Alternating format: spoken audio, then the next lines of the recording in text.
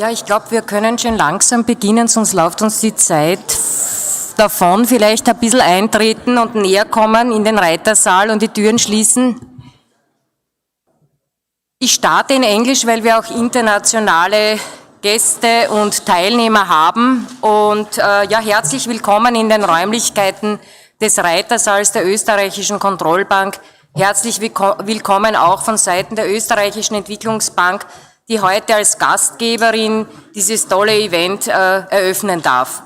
Dear guests, I warmly welcome you on behalf of the OeEB, Österreichische Entwicklungsbank Development Bank of Austria, to the hybrid event organized by the Club of Rome, Austrian Chapter in cooperation with World Energy Council, Austria, to the topic European Green Hydrogen Partnerships with Africa. Germany, Namibia and Austria-Tunisia. Only short to the Development Bank of Austria, OeEB supports the funding of commercially viable projects in the private sector in developing countries with a strategic focus on Africa. The projects must make sense in terms of impact, development policy, must create jobs, long-lasting, sustainable value in the developing country, and it is important for us that our projects in the private sector must fulfill international social standards as well as environmental standards. Human rights are very important for us, and our mandate is really to create additional value in our partner country. As Austria's largest contributor to international climate finance at the United Nations, we are very active in Africa in the renewable energy sector. There we fund with equity and with stepped instruments and many other instruments the realization of private sector projects in the renewable energy sector, such as on-grid, off-grid solar plants, wind farms, but also small hydropower plants. For us, it is very important that decarbonisation is ongoing in developing countries to fight climate change and to help our to reduce the poverty and to help least developed and low-income countries to get access to finance, to get access to energy, to green energy, and that energy is also affordable to developing countries. But in Austria, we have also a problem now due to the war in the Ukraine. We have very high gas prices. We see also that there is a huge pressure to decarbonize the heavy industry, the heavy traffic, and there we have also to find solutions and to learn more about alternative energy use. And the green hydrogen is also currently very important to discuss because many other European countries, they are very intensively working how to use this gas and how we can also make use in Austria to decarbonize our industry. With regards to the Development Bank of Austria, we have not yet seen hydrogen projects on our table, but we are happy to learn more about hydrogen and the use in Germany as well as in Europe, but also what can be done in Austria to learn more about this very interesting topic. But the decarbonization will need high capital investment and access to international renewable and green hydrogen projects in Africa, large-scale projects, and we need really, and we have lessons learned made with the Ukraine, diversified and reliable partnerships, not only in Africa, but also in addition to all, also in Europe and in other international industrialized countries and with them. I'm looking forward to the following experts, and I warmly welcome the President of the Club of Rome Austrian Chapter, Dr. Swoboda, and Robert Kobau, General Secretary, World Energy Council, Austria, and Mohamed Mezghani, Ambassador of the Republic of Tunisia in Vienna. Please, the floor is yours, and please welcome from our side, and please take a seat here, possibly on the panel or later on, or however Dr. Losch is organizing the event today. Over to you. Thank you.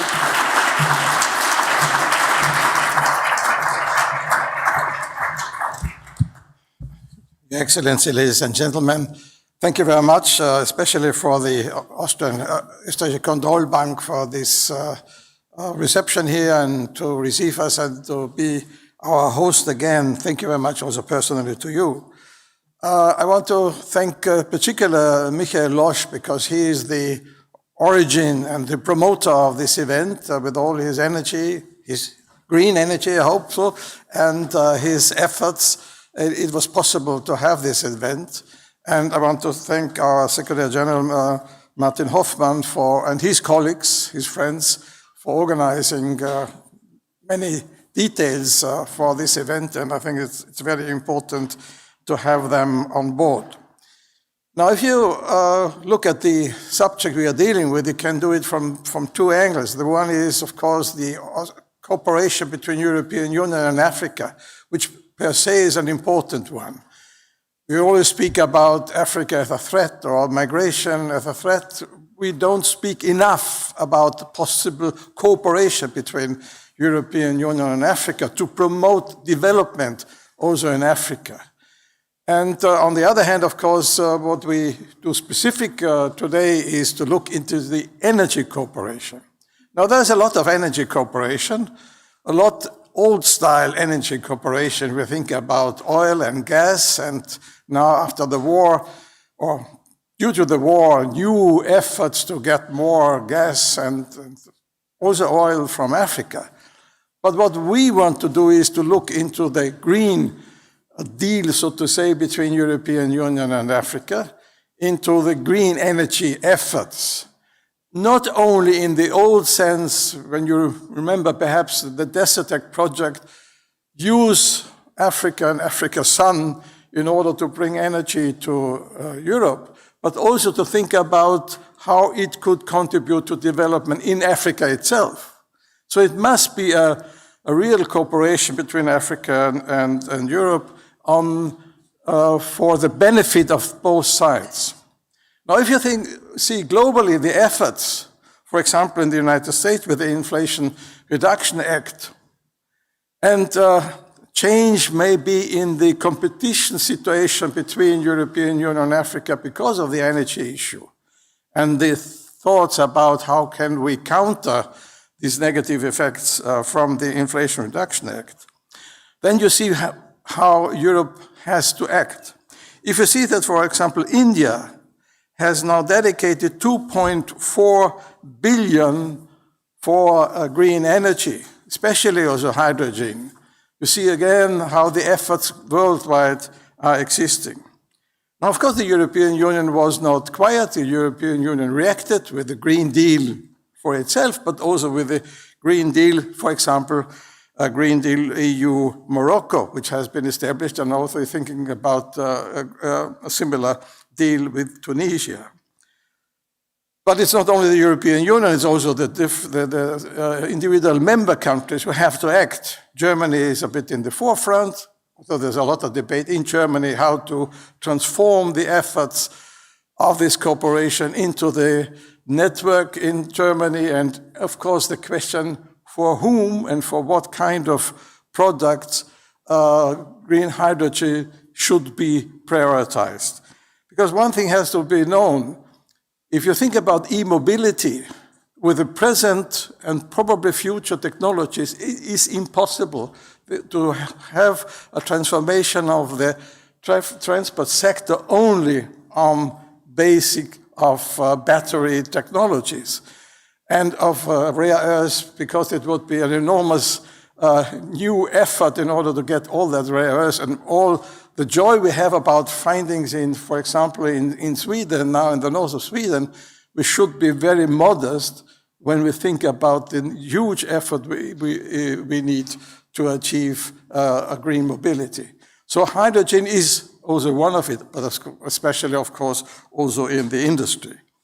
So there are many questions open, and therefore the event today is not only to give answers where answers are possible, but also to put questions which are the necessary questions in order to get answers for how to develop the green energy transition, how EU-Africa cooperation can contribute to it. And we are, of course, particularly happy that on two examples, on Namibia, the German-Namibia project and on the ideas about and projects about Austria and Tunisia can show very concrete and specific examples how we can proceed in the green energy revolution or transition, however you want to call it. Again, I'm very grateful for you and our speakers, and I'm very grateful also of the cooperation with the Energy Council, and therefore I want to hand over to Robert to bring his opening remarks to our podium here. Thank you very much.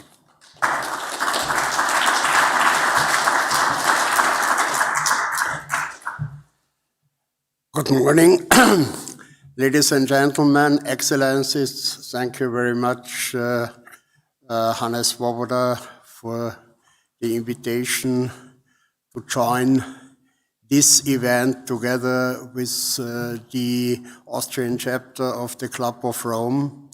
At the beginning, as a Secretary General and Managing Director of the World Energy Council, I want also give my thanks, great thanks, at the Development Bank of Austria for the invitation.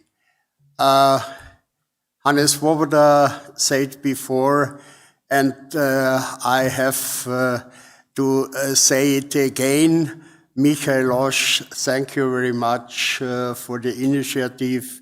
It's not only the initiative on hydrogen, green hydrogen. He makes it for many years very effective now from Brussels. And I have to thank him also for the opportunity to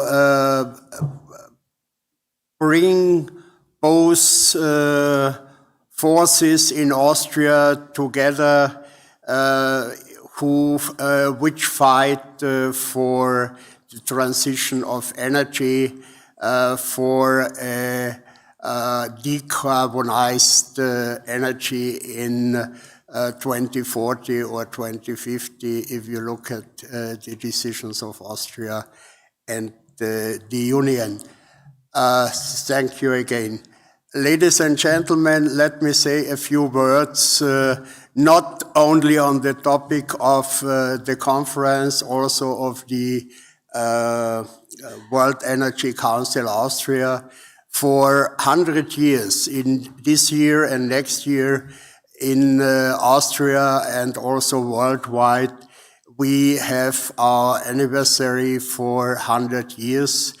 We are looking in the whole world, more or less 95% of the energy production is unified, or the producers are unified at the World Energy Council, and our task is the relevant economic, technological, environmental, and social issues related to the energy supply.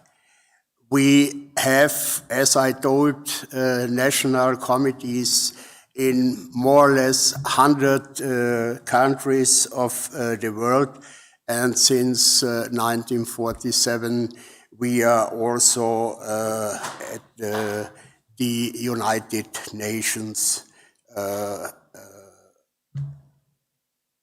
in New York accredited.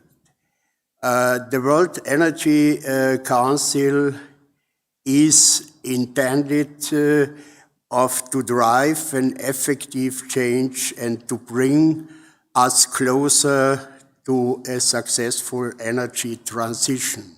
When we speak for transition, I come to the topic of this conference.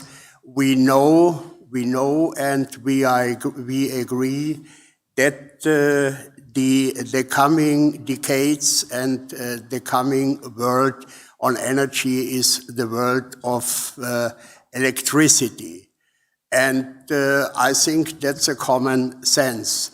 But we know we use electrical energy in a lot of possibilities where we can use it directly, as in traffic, as for heating, and for other reasons. But we know that electrical energy cannot used directly in all form. We need energy transition. And also the biological basics are not enough for the demand of the world. Therefore, we have, or our techniques have developed other forms to use clean energy, green energy, electricity, and one of these possibility may be hydrogen. This is not only the task of Austria, it's the task of the European Union and the whole world.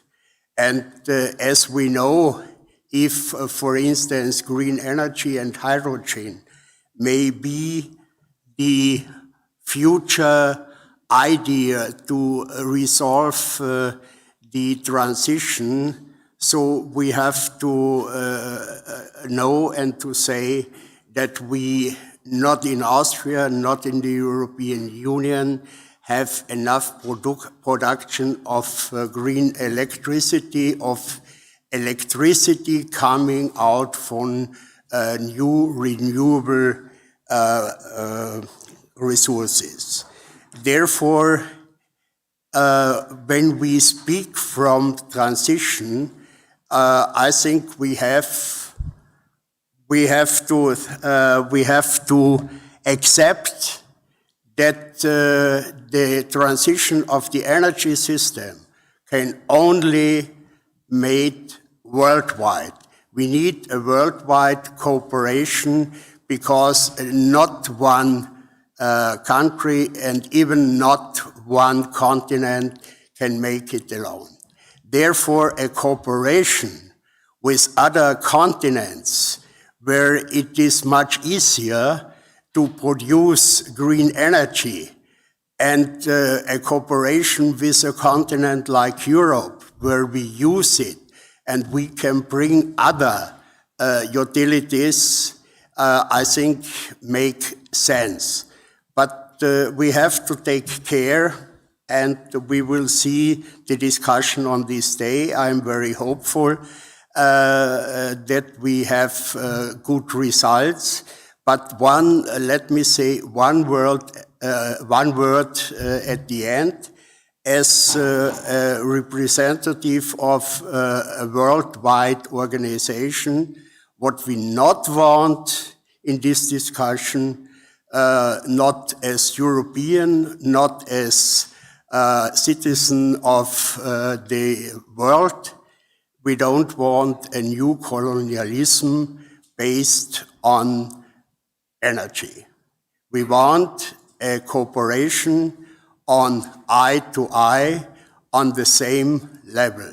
And I hope this discussion on this day may bring it closer to us. Thank you very much.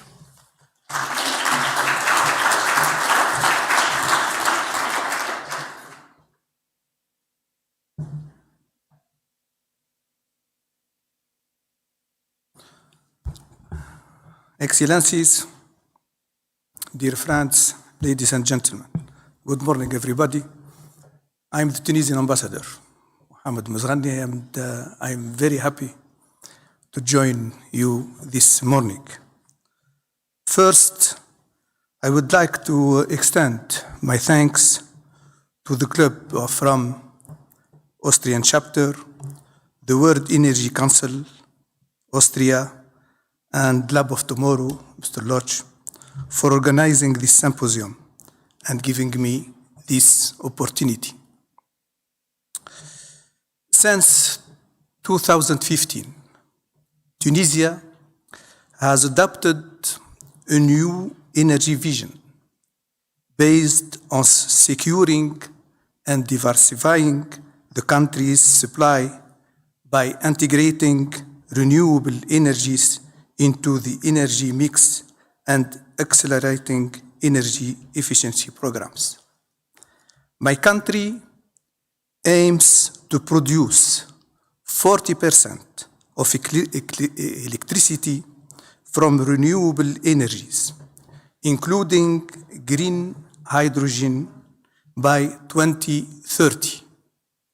This would help sustain the country's energy supply and reduce its dependence on natural gas imports.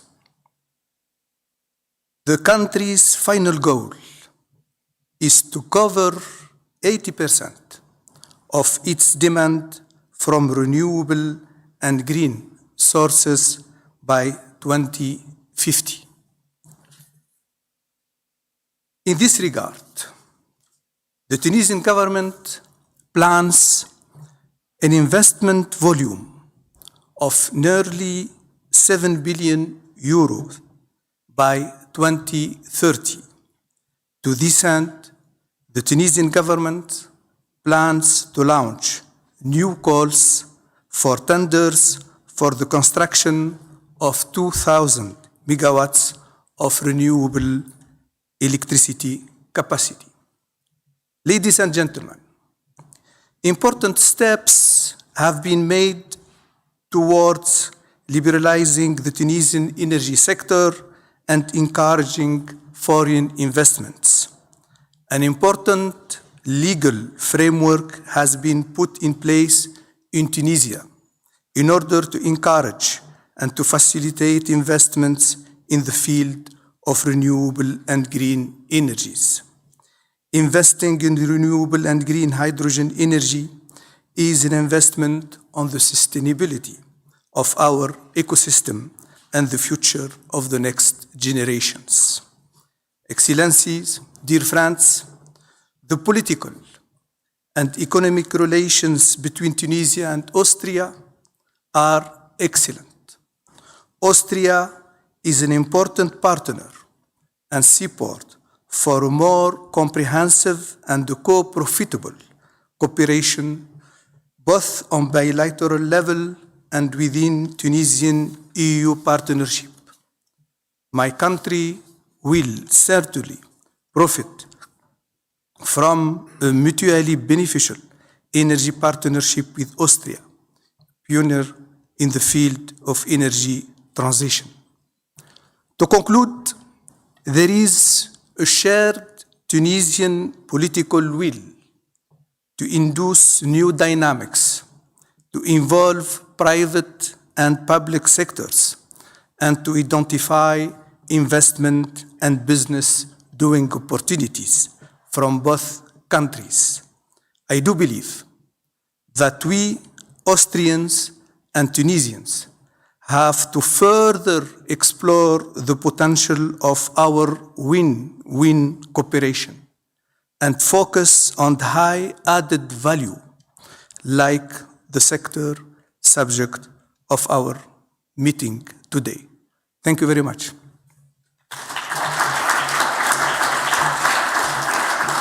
Thank you very much, Ambassador. It was great to have you here. Thank you. Very welcome also from my side. My name is Michael Losch. I'm the Special Envoy for Green Industrial Policy, Climate Action. I'm currently in Brussels, but today also here with you. I will moderate the two panels. But it's for me a particular pleasure that we enter here a first stage of relationship between Austria and Tunisia in this common conquest for energy transition towards climate neutrality. The idea of today's conference, and already mentioned, was really to learn on the one hand side from other experiences, in particular what we will hear Baake, and then to reflect what we can do as the much smaller Austria. And so far, we were in contact for nearly a year now that we first established, mentioned it, the so-called Lab of Tomorrow process, which we started. And I really appreciate that you took up this our initiatives in this way, and we aim at visiting also Tunisia soon, and we hope that this is really the start of a good collaboration. Sure. Thank you very much, Mr. Ambassador. Thank you very much.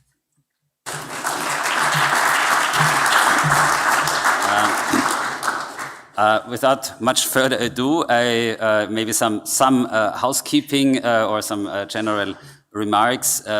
We will have now the keynote of Mr. Rainer Baake. Mr. Rainer Baake and myself, we also knew each other from more difficult times when there was a lot of issues about the common Austrian and German electricity zone, and we had several negotiations to that effect. But now I'm very happy that Mr. Rainer Baake is also former State Secretary of Energy, of course, known to a lot of people in the Brussels context. He was really representing Germany and pushing the energy transition in Brussels, in the Energy Council for many years and very successfully. I honor that. And now you are this designated the special envoy for the German government for the relationship with Namibia. And you are also heading a foundation, the Climate Foundation. You will maybe say some words more by yourself. Mr. Baake, we are really happy that you are here, that you accepted our invitation. And so the plan would be that you now give us your introduction, and then we have a very short break, and then we start with the first panel, with the panelists, where I once again would then present you the participants, in particular also our friends from Tunisia, Mr. Imed Derouish, who also came from Tunisia. I'm very glad that you made it, and we will discuss between Austria and Tunisia how can we further develop the relationships and how can we learn from the German example. Then we will have another break, and after the break we will have the discussion rather amongst Austrians and also with some German input. And I'm very grateful also that our Director General of the Finance Ministry, Mr. Harald Weiglian, is already here, and that our Deputy Director General of the Climate Ministry, Mrs. Elfie Moore, is here. And I'm also very happy that you will already be in the first panel of UNIDO, Mrs. Petra Schwager, Head of International Partnerships in UNIDO, and you know UNIDO is headquartered in Vienna. And now, as I already start to welcome particularly some names, then I would also finish it off by Mr. Hamed Achrari, Head of Hydrogen in Verbund, who is here, and Mr. Quentin Blumert, a dear friend Quentin from Brussels, but working for the German GEZ, Gesellschaft für internationale Zusammenarbeit, in Saudi Arabia, currently the head of H2 Diplo. So also I'm very glad that you made it to Vienna. I will not, Mr. Buda and the Austrian colleagues, Mr. Wagner from AdMove. There are many people here. Sorry that I will introduce you then in the rounds. But now, Mr. Baake, we are very eager to hear about your experience in Namibia. Please, the floor is yours, Mr. Baake.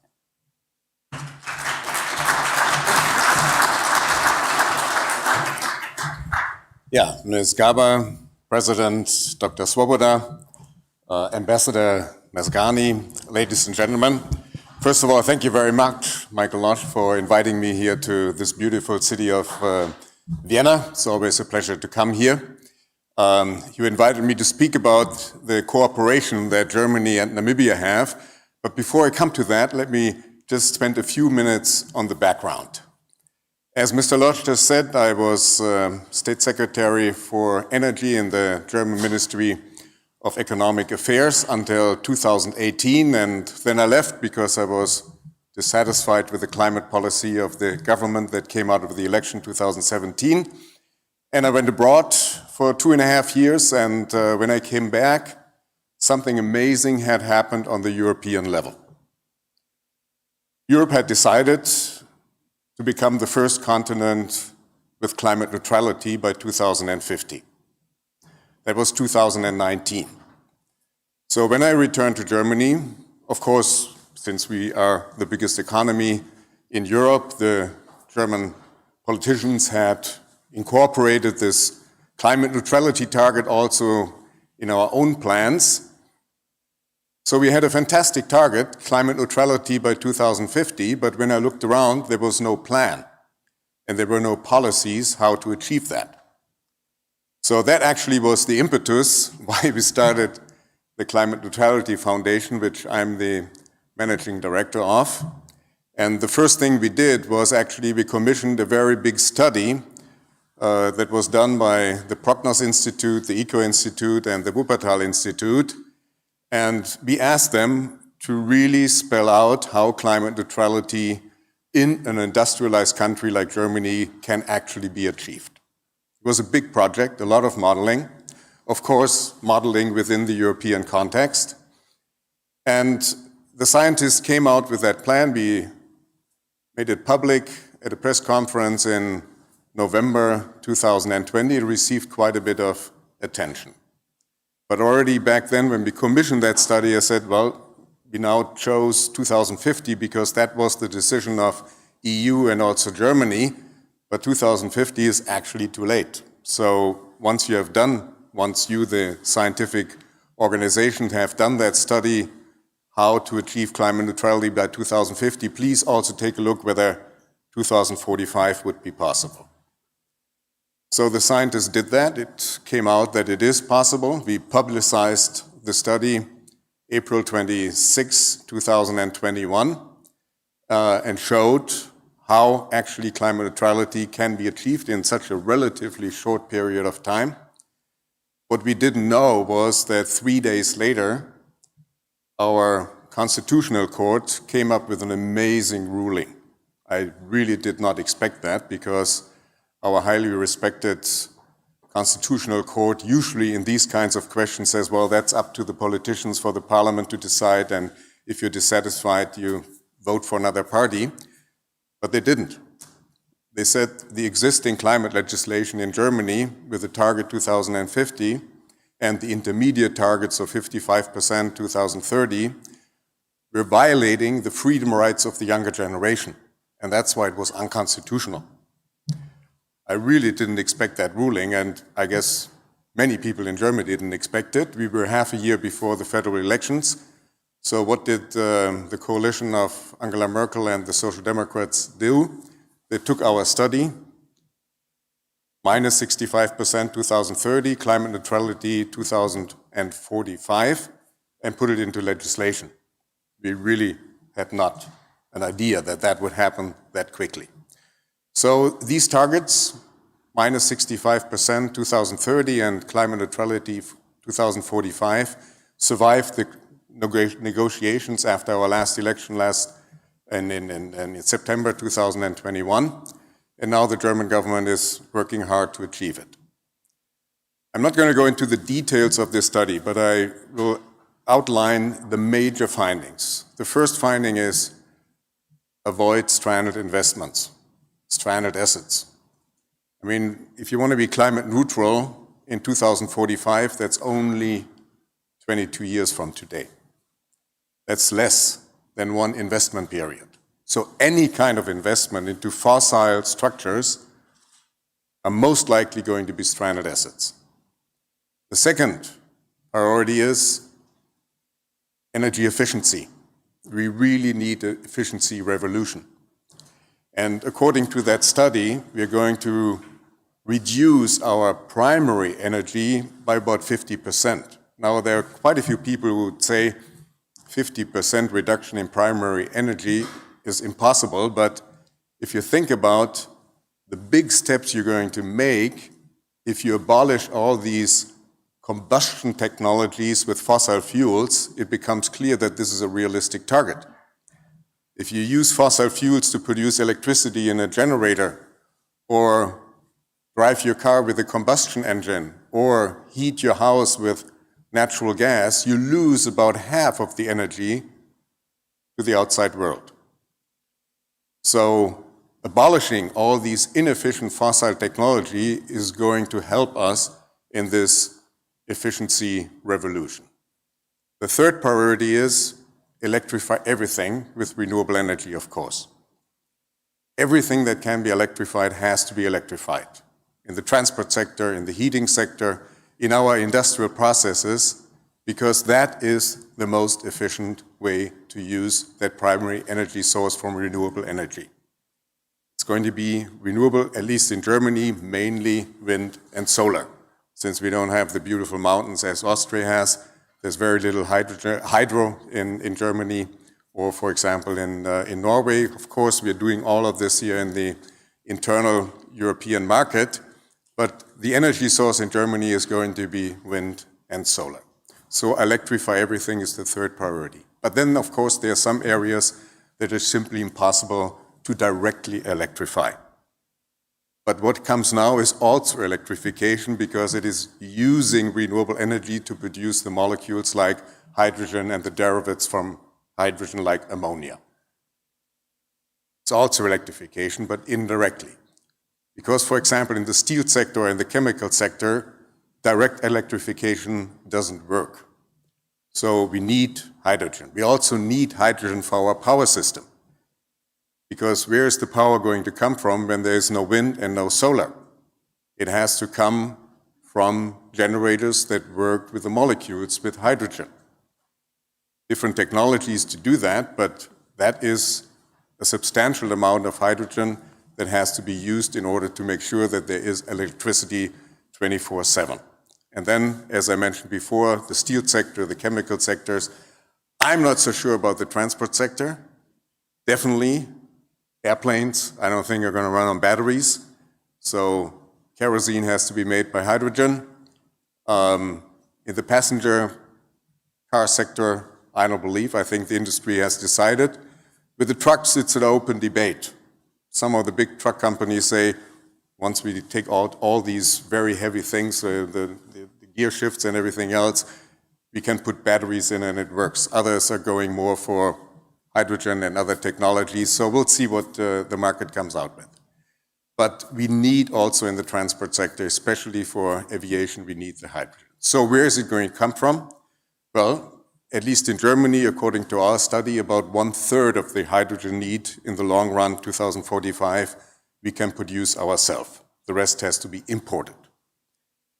Now, when I say imported, a lot of that is going to come from the North Sea of Denmark or the Netherlands, but if I look at all of Europe, there's just no way we're going to be autonomous when it comes to hydrogen. We need to import from other regions of the world. And now I come to Namibia, why that is a special place and such a wonderful opportunity. I mentioned before that I left government 2018. Actually, my wife and I bought a 4x4 and we drove through Africa during the entire year. And when we did that, and the Director General of IRENA, that's the International Renewable Energy Agency, heard about it, he said, Rainer, you know so much about the energy field, please make us for IRENA a documentary about renewable energies in Africa.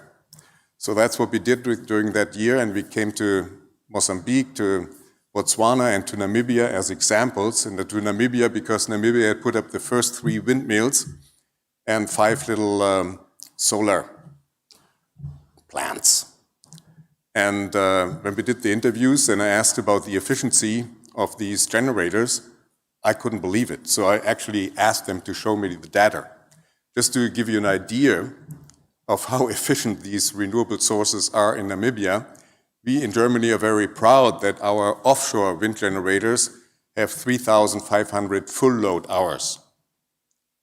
These small onshore wind generators in Namibia had 4,414. And with solar, it was even more incredible. In Germany, it's 950 full load hours, California maybe 1,500. In Namibia, more than 2,900. So there's probably no other place in the entire world, at least in this combination of wind and solar, that is better for producing renewable energies and from that renewable energy, hydrogen or derivatives. I mean, there are other places that have fantastic wind conditions, for example, Patagonia in Chile. And the Atacama Desert also has very high irradiation for producing solar, but there are a few thousand kilometers in between. In Namibia, it's all at one spot. So back then, when we did that documentary in 2018, there was very little interest of the Namibian government to use these resources. Namibia, actually until today, is importing 60–70% of electricity from abroad, most of that from coal generators in South Africa. But something had happened between my visit in 2018 and then later, because they had presidential elections. And the president, after that election, which didn't go so well for him, he said, we need a new strategy in order to work ourselves out of poverty. And he didn't go to his ministries. He actually went to the private sector and asked some very smart people from the private sector to come in and write him a strategy, an economic strategy that would work. So what did these experts do? They looked at the resources. They said, we have fantastic wind conditions. We have fantastic solar conditions. We have a lot of space. Namibia is 2.5, in square kilometers, 2.5 times the size of Germany. Inhabitants are just about the same as we have in Berlin. So they have a lot of space. And they have, especially down south, close to the border with South Africa, this huge desert, the Namib Desert, which is called Sperrgebiet. That's still from the very unpleasant history that Germans have in Namibia. It was a diamond area, and it still is a diamond area. You cannot get in there. It's all restricted, fence around. So they suggested to the president to take that area and produce hydrogen, because the Europeans on their pathway to climate neutrality would need these green molecules. So I'm telling the story because it was a Namibian decision. It was not a German company or the German government going to Namibia. It was an autonomous decision of the Namibian government that said, we are going to develop a strategy now to get out of our economic misery by opening up a new economic activity in the field of a hydrogen economy. So they did a tendering process. They took a section of that desert down there, Sperrgebiet, and had a tendering process, a very clear and open and transparent tendering process. So there were about 8 companies around the world that were bidding, and a company with the name of Hyphen that consisted of the German company Enatrag and the South African company of Nicholas Holding, and they together made up Hyphen. They won that tender process. So at COP26, it was announced that Hyphen would be the preferred bidder. And since then, the Namibian government and Hyphen have been negotiating, and I am full of hopes that in the next 2 or 3 weeks, these negotiations are going to be concluded, so then there's going to be an implementation agreement between the government of Namibia and Hyphen. So I first heard about this project pretty much about a year ago, because somebody from Enatrag approached me, and I took a look at the figures, and I couldn't believe it, because what I found out was, I didn't know until then, that Germany is the biggest producer and consumer of ammonia in Europe. We spend about 14% of our gas in the industrial sector to produce ammonia, 14%, natural gas that we used to import from Russia, and it's every year about 6 million tons of CO2. So very briefly, after I had done this research, the war in Ukraine broke out, Russia attacking Ukraine, and we had a debate over how to reduce our natural gas imports. So I went to the Economic Ministry of Robert Habeck, our Vice Chancellor, and I said, guys, see that opportunity down there in Namibia, and I'm going to make a long story short now. There's a cooperation agreement now between Germany and Namibia, a partnership, and Robert Habeck has appointed me as the special envoy to fill this partnership with life. So what we have done over the last year has actually been working on all the challenges. For example, there is the challenge, as I said before, of the power sector. You cannot take away power from a country that is importing 60% of the electricity, so it's very clear this project is not only going to produce all the electricity for the hydrogen production, but much more. So this project has the opportunity, if it's done right, to make Namibia the first country in Africa with 100% renewable energy in this decade. The amount's amazing. The consumption of Namibia today is around 6 terawatt hours, 5 to 6 terawatt hours. The new generation capacity for that hydrogen plant is going to be around 18. And if you make hydrogen with renewable energy, you never design the hydrogen plant so it uses 100% of that electricity. So there's going to be excess electricity. And if they do the entire park of wind and solar a little different, Namibia can not only supply its entire country with renewable sources from that plant, but also export electricity towards South Africa. So it's not only a win-win situation, a win for Namibia, a win for Germany as a potential importer of that green ammonia, but it's also a third win, Namibia becoming the first country with 100% renewables, and instead of importing electricity from South Africa from coal generators, selling renewable energy into the South African power system, and you are probably aware how difficult the situation in South Africa with all the load shedding is today. So what is actually the concrete plan now? The concrete plan is that a huge number of wind and solar generators are going to be put up in the desert. The electricity is going to be used to desalinate water from the ocean, because Namibia is extremely dry. It would be irresponsible to take any fresh water. So it's going to be water from the ocean that is going to be desalinated with the electricity from wind and solar. Then that desalinated water is going to come with a pipeline into the desert. And at that site there, the hydrogen production is going to take place with all these around 6 gigawatts of wind and solar plants. And then the hydrogen is going to go with another pipeline back to the coast. And now there comes a point that I think is very, very important, because I always find that there are lots of misunderstandings. Whenever I hear we're going to import hydrogen from abroad, well, that's only possible by pipeline. Theoretically, of course, you can turn hydrogen into a liquid phase, but you have to cool it down to minus 250 degrees Celsius. That's very close to the absolute minus point. And that's extremely expensive, very energy intensive.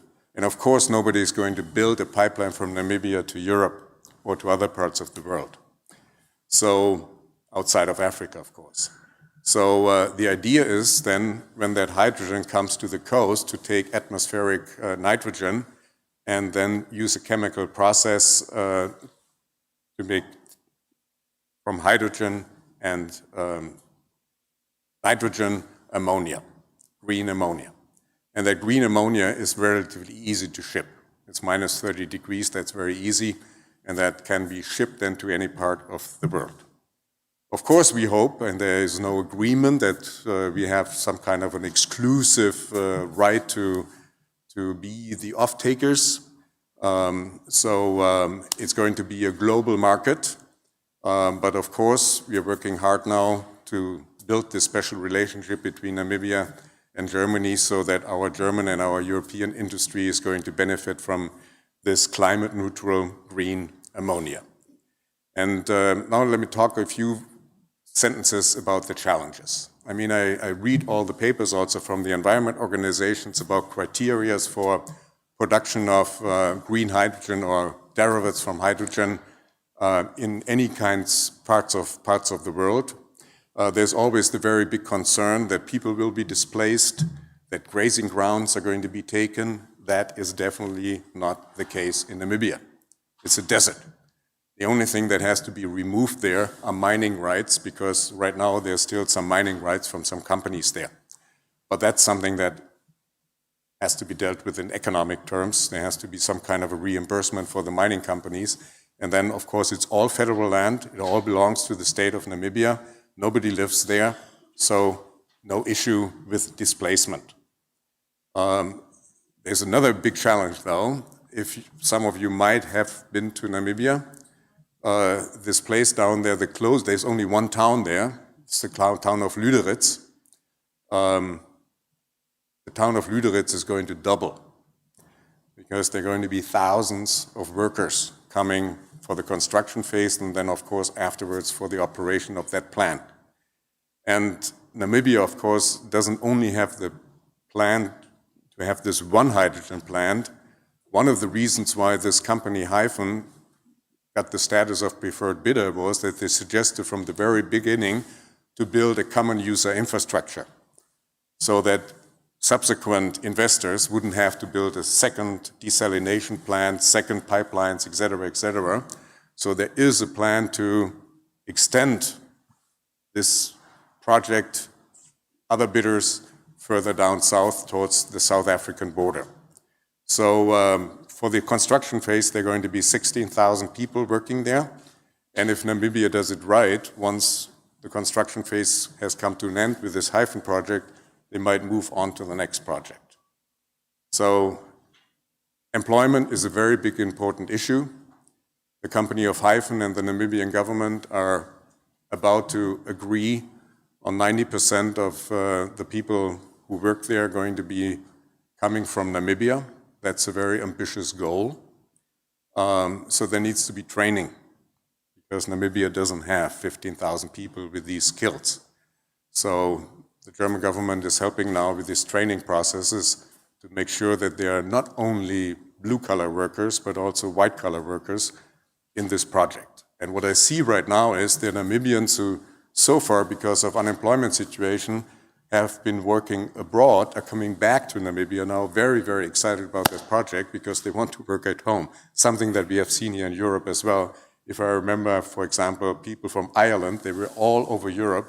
Once Ireland became part of the European Union and there was economic growth, lots of people went back. Same thing is happening with this kind of development now in Namibia. So I'm not going to talk about all the other challenges, these are only the major ones, but I'm going to mention now the number one challenge, which is, I think, crucial because it could kill this project.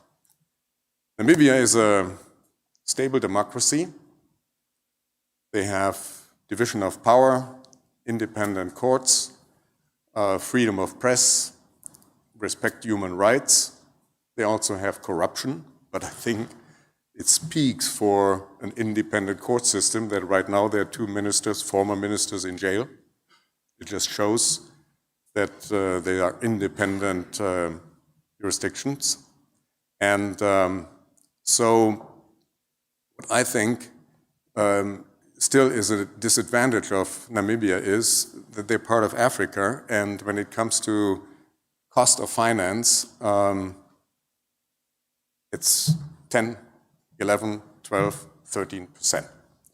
So you might have the best conditions in the world when it comes to wind and solar to produce hydrogen or derivatives, but if you're not capable of bringing down the cost of finance, you might not be able to compete with a country like Saudi Arabia or Qatar.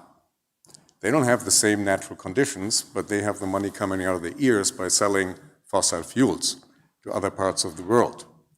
So that is something that we have to work on. And we have done a study, and I'm in very close contact with the Ministry of Economic Affairs and the European Union to see whether we can develop projects now where we kind of export our credibility to another country. And I'm not saying that there should be an exclusive right of Namibia. I'm actually talking about a program that I'm arguing for the Global South. And not only in Africa, but also in South America. There are countries like Uruguay, there's countries like Chile that share our values, which are democracies, respect human rights, freedom of press, division of powers, and I think we as Europeans should offer these countries special access to our markets. What are the lessons that we learned from the conflict in Ukraine? Are we going to move from one dictator, Putin in Russia, now to other dictators? Or are we going to establish special relationship with democracies? I'm arguing for the special relationship with democracies because democracies don't evade their neighbors. They share our values. I'm not saying exclusive relationships, but I'm saying special relationships and special offers because they should be our preferred trading partners. And with all the other ones, I think we should imply something that we have used in the power system for many, many decades, and it's called N-1. The power system, that means one generator might fail or a big power line, and the power system stays stable. In our trade policy, it means that we don't develop trading relationship where one partner might fail and we end up with an economic crisis as we have seen it now in Europe. So trade, yes, with other parts of the world as well, but special relationships to those countries with which we share values. Thank you very much for your attention. And I don't know whether we're going to be question and answer now, but thank you to this point.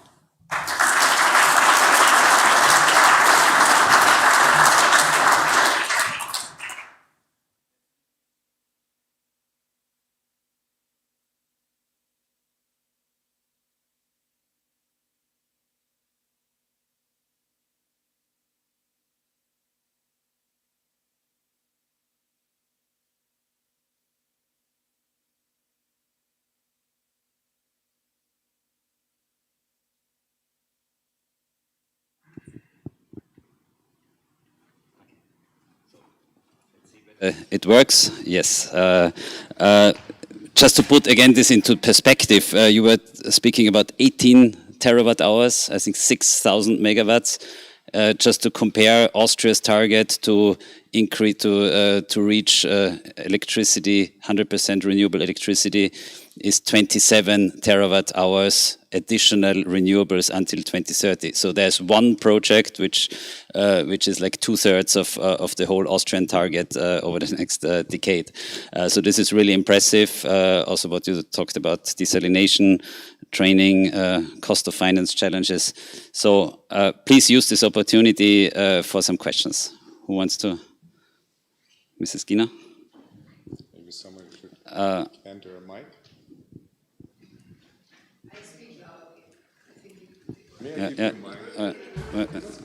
Okay. Otherwise, the audience is not here. Yes, yes, very good. Thank you very much. It was fascinating to listen to you. Thank you very much, Mr. Baake. One aspect that I find very, very challenging, very interesting also is this issue of skilling people. You mentioned that there's a huge need to train people in Namibia since the workforce is not there. And I think this is an issue that we have in Europe as well, in the energy transition, that we need to skill people, reskill them, etc. And I think one opportunity that presents itself, and I would like to hear your comments there, is also to bring women into the labor force, who tend to be not well represented in the energy sector in general. We know that from statistics from IRENA. But as something new is starting there, and the training starts basically from scratch, is there an opportunity also to bring women into the labor force on a par with men? Thank you. Thank you. I would suggest we collect another 2 or 3 questions, because we also have to keep to the timeline. Please, here and in the far back also. You just mentioned the town of Lüderitz, which might be some kind of green hydrogen African hub in the future, but nowadays it's a pretty small town with a pretty small harbor as well. But this harbor, nowadays used mainly by a couple of fishermen, needs to be huge to export tons of ammonia to the world. So who's gonna build kind of new harbor, and who's gonna pay for it? Is it expected that the hyphen companies are doing this, or is the Namibian government gonna do it? Okay, that's a very interesting question. I think let's take the third one. I think in the back, the gentleman. Thank you, Daniel Cruz from Sustainable Energy for All. Mr. Baake, I love your vision.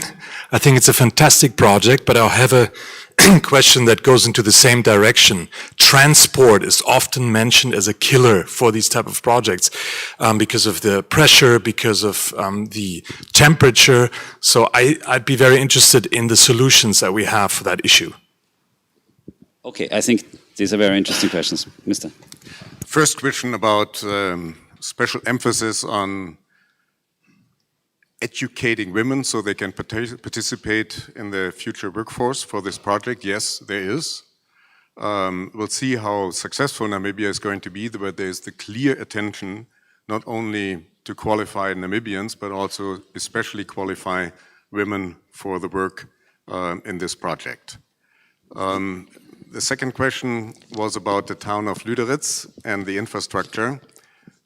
If you know Lüderitz, you know that that harbor can never be a sufficient location to transport ammonia large scale.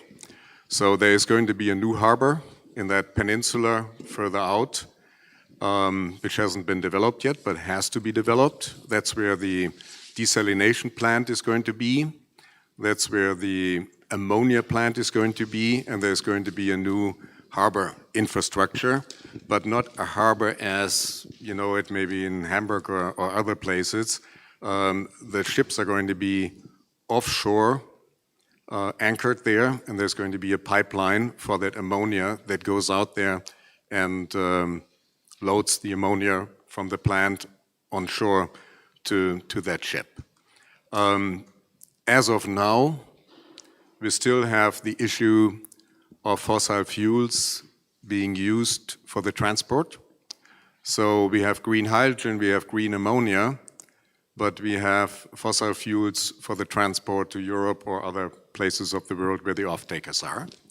But if you look at what is the future of maritime traffic, I mean, we have to make sure that they are also going to use fuels in the future to make sure that they are part of that climate neutrality strategy.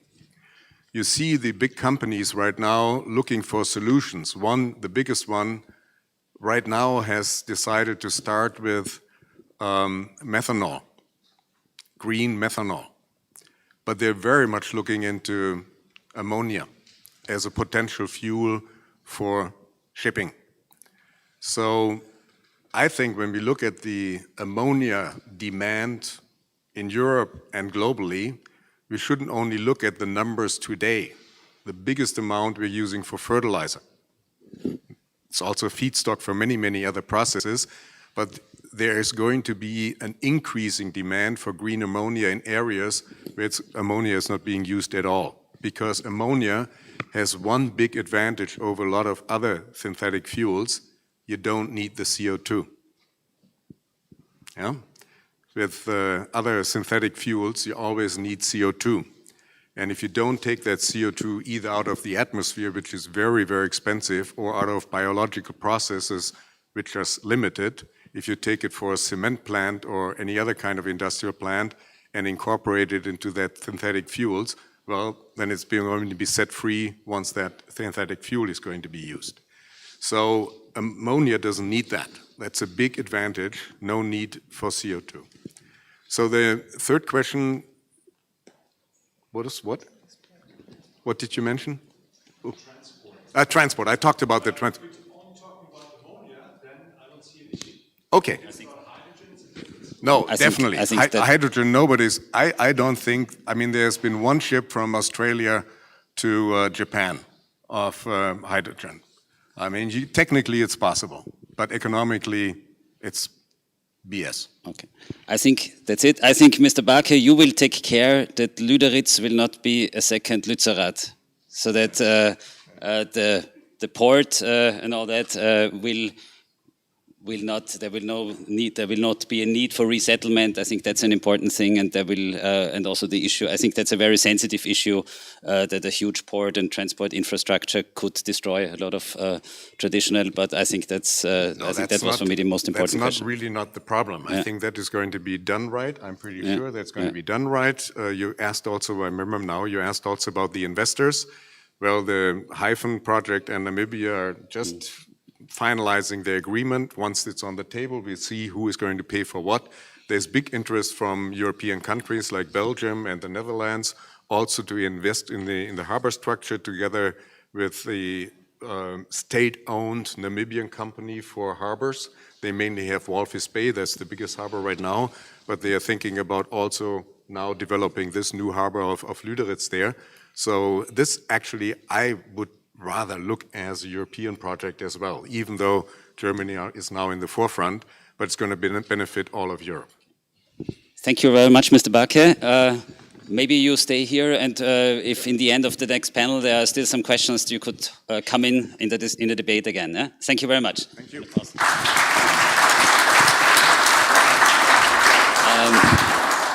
As we are a little bit behind schedule, I would suggest now to start immediately with the first panel, and I would ask the panelists to join me here on the stage. Please.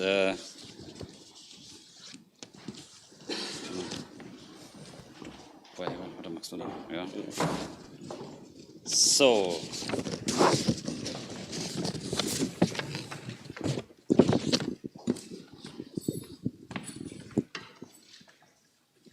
So please,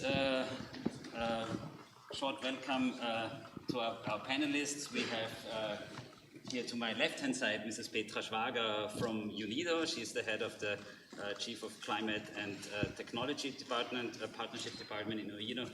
Very warm welcome to you.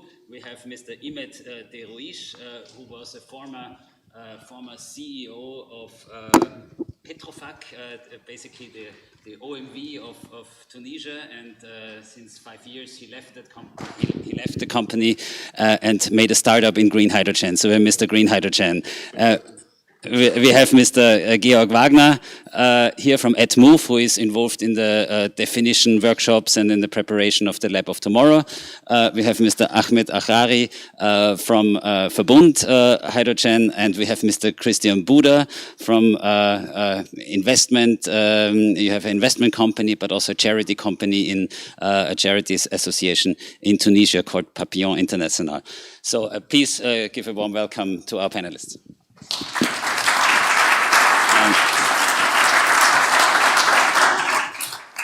So for me now, a very short transition from Namibia to Tunisia. Why Tunisia? Just 2 words. We spoke with the ambassador before. We made 2 processes in the Austrian Ministry of Climate Action. One process that I started, and I think Mr. Georg Wagner and maybe then Mrs. Schwager could also come in on that, was a so-called Lab of Tomorrow, where since nearly a year we are engaged with Austrian companies and organizations to think about where could be ideal or good partnerships for Austria. And this, it was a bottom-up process, and this process led basically to Namibia as one of the prime candidates. But where does it fit with the words of Mr. Baake? We also looked at other possibilities, West Balkan, others. Tunisia has a power line. There's a pipeline, a gas pipeline between Italy and Tunisia, and Austria and Tunisia are just one country. There's just one country in between Italy. So this is a huge advantage, which other areas didn't have. And we made a second process in the ministry, also a study led by Mrs. Naya, who is not here, but it was presented just 2 days ago to the public and to the hydrogen platform. And it was a study led by Frontier Economics and the Austrian AIT, and they investigated several options in the world, including Chile, including the Emirates, including Tunisia, including Southern European countries. And there it was also confirmed basically two findings that when you have a pipeline, a gas pipeline, and there are 5 pipelines, then this is the cheapest way and also the most CO2 effective way, because all the transformations, they still, if you need the ammonia, it's very helpful, but if you want to come back then to reproduce it to hydrogen, it becomes complicated, and to use this backbone is a priority. So Tunisia came out also from this study as basically a #1 option for Austria, and that's why we further developed this, and also in our discussions with the Club of Rome and the World Energy Council, where we started 2 years ago, basically with a series of conferences, and this is the 3rd one, it also developed in that direction. So why this panel? And let's start. I would like to start like in the scene to my right hand side, Mr. Ahari, Hamed. What are your projects? What are your thinkings about these challenges and opportunities of a partnership in hydrogen between Austria and Tunisia, between Europe and Africa? And can we learn anything what we heard from Mr. Baake now? Please, from your side. Yeah, thank you very much, Michael. Good morning to everybody. I think when it comes to Tunisia, or let's say the more general question, what can we learn of what Mr. Baake was outlining? I think there are a lot of similarities between what we have as a situation in Namibia and what we see in Tunisia, for example. Just to go 1 or 2 steps back, the other day I was sitting on a panel in another conference, and the question was which MENA countries are going to win the race, and my answer was, okay, if you really want to have a broad answer, you need 2 afternoons to elaborate on that. So actually you have to boil it down to 1 or 2 very important elements, and one thing is, do you have the, let's say, the prerequisites, do you have the right setup there when it comes to wind and solar or renewable electricity production? I would say in Tunisia, yes, this is the case, definitely. And the second thing is connectivity or proximity, or actually in the ideal case both of them, because it makes no sense if you have a perfect setup for producing electricity and hydrogen to at very low cost, but you cannot get with it elsewhere, or you cannot go into the markets. And we are looking at it from a market point of view. So what we are seeing in Austria, for example, we will have a demand of 200,000 tons in 2030.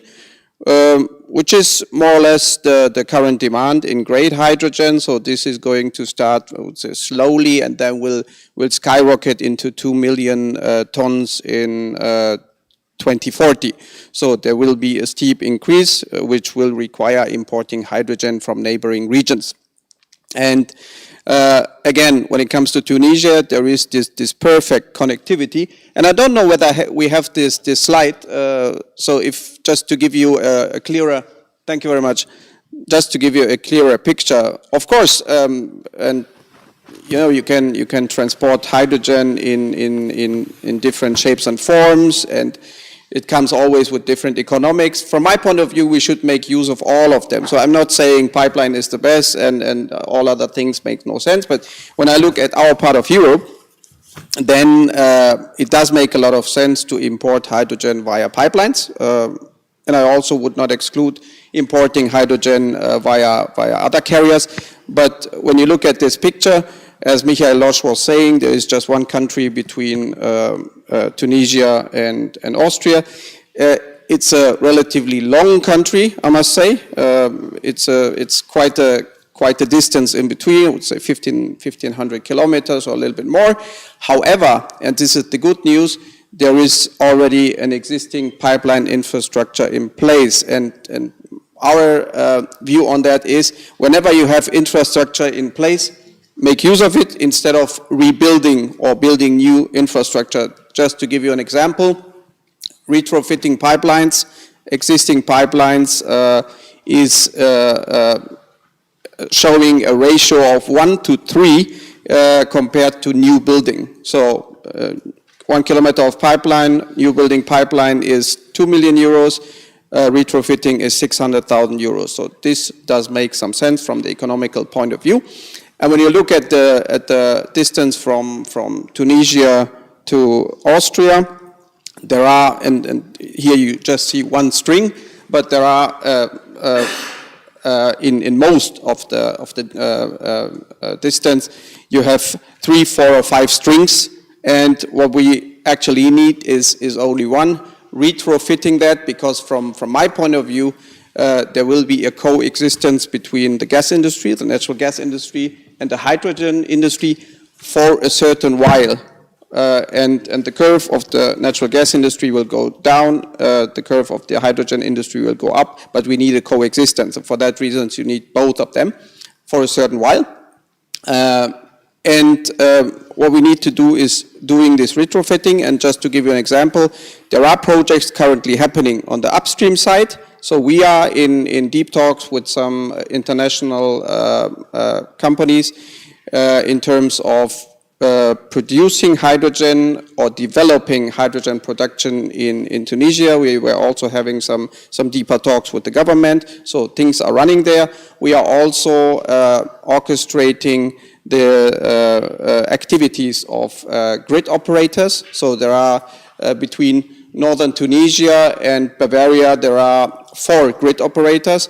They all need to make sure that their part of the pipeline is taken care of. So this is what we are orchestrating also towards the EU, just to make sure that we have the upstream taken care of. That's what I was just referring to with the projects that we are currently looking at. Also that the midstream is happening, so the transportation is happening. So there we are acting as an enabler, and also to make sure that the demand is happening. And I think, needless to say, that there we have a long-lasting history of good relationship to large energy-intensive off-takers in Austria. Fantastic. So we learned that Verbund, as the Austrian's largest and stock-noted electricity company, is investing, will seek to invest upstream in Tunisia with partners. I think we cannot speak about the details here because it's yet to be negotiated, but there is something going on. And also as a network company and with your daughter company, the GCA, which is a 51% daughter of Verbund, you're involved heavily in the process of getting this hydrogen corridor fit. So that's fantastic to hear. Let me turn to our Tunisian friend, Mr. Derouish. From your side, what's happening in Tunisia? How do you see this when we approach here, when we organize this and get in contact? Is there a potential also from your side? First, thank you for having me here. My people are more familiar with Club de Paris, but I think they never heard about Club of Rome, so it's a good transition to me to introduce Club of Rome for my Tunisian people, actually. So thank you for that.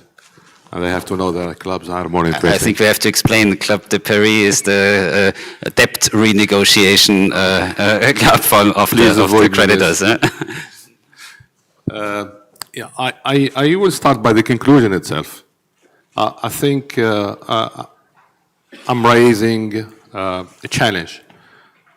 Tunisia will be the first country which will export hydrogen to Europe.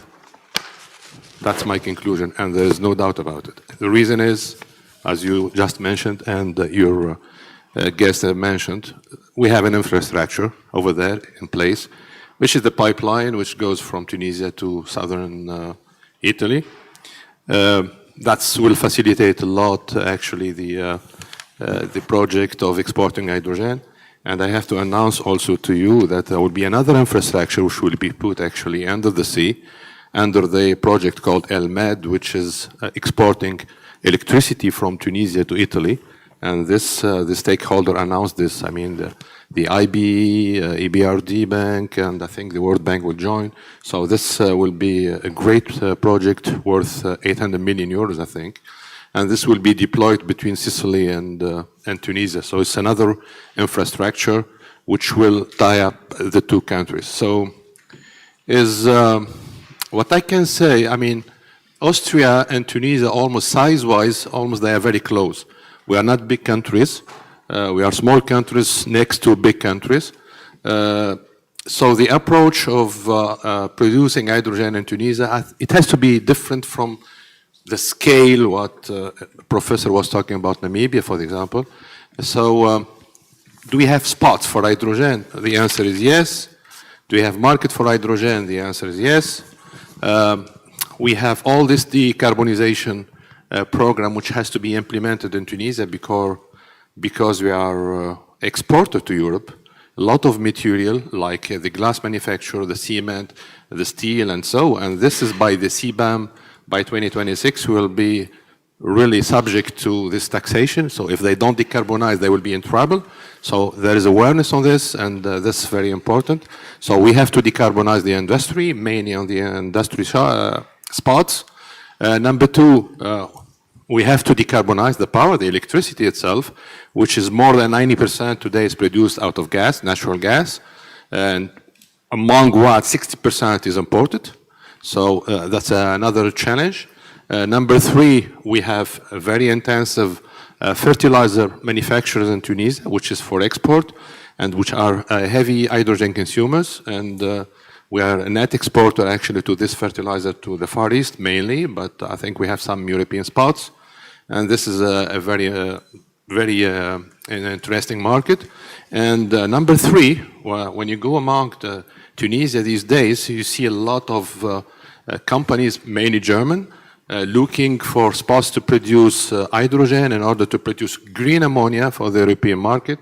And I think everyone is aware about the German auction which will take place. As Professor was saying, I mean, Europe will need to import hydrogen to fulfill their commitment towards the petrochem, the steel manufacturer, and so on. So this is a third or a fourth spot. Do we have enough sun? I think yes. Do we have an army? I think yes. Do we have a land controlled by the army? I think yes. So we can produce hydrogen similarly, as you said, in Namibia, because we have a desert, a big desert. No one lives there. So and very high sun irradiation. I'm sure it's one of the most important. It's open to other desert because we are boundary with Algeria and we have boundary with Libya. And at a certain time, you will need to talk about all this desert as a potential producer of renewable energy, mainly solar. We have wind also.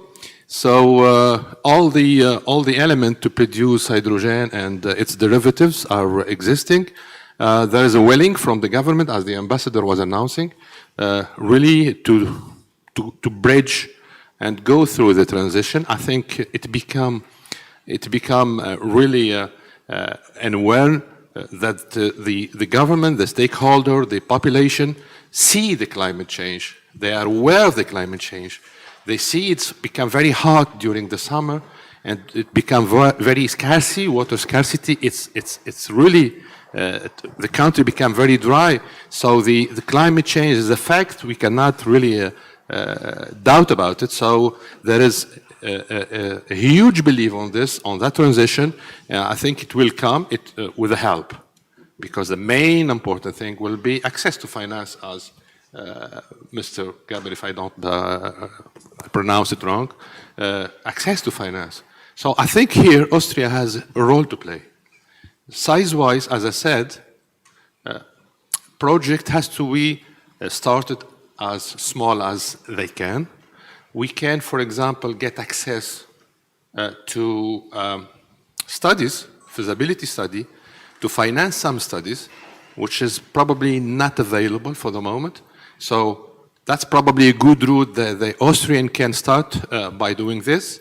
Number two, why not, is really financing some of feeds of the project, which is not very a huge money, but at least feasibility, feed will make a project at the starting point, then the investor can come to kick off the project. So this is a route that the Austrian, I think, they have to explore. We are here to help on this. I think that's very important. Number three, you have OeEB in Tunisia. So it's a first-class fossil fuel company with petrochem and so, but the role of OeEB, they're producing in the desert. Number two, they have the laws, the reinvestment laws in Tunisia that allow them to reinvest out of the tax pool in new projects, like some few other companies have done it. So they can initiate straightforward some renewable project in the country. They can help in decarbonizing also around the southern part of Tunisia. And number three, there is a serious issue with some pollution on some of the sea around the Petrochem area. Also, there is a waste management issue. All this can be addressed by like power to X or waste to hydrogen technology available today. And last point, I think I probably a bit disagree with Professor on the mobility. I think the truck mobility today became a fact, mainly in the US, and this can easily be transported actually to Tunisia. They can be running with hydrogen, and we're importing almost 100% of our need on fuel commodities for our mobility. We have to find a way how we can reduce this to a different type of fuel. I am a believer in hydrogen. I know the car issue with the pressure on the tanks and the fuel, it's an issue. There's a new technologies coming on. It's really burning the hydrogen itself. It's not fuel cell. I think technology is going. And last point, which the Austrian, I think, probably, Mr. Losch, you have to prepare before your visit actually to Tunisia. Think about education. Someone raised the question of the education. That's a very important issue.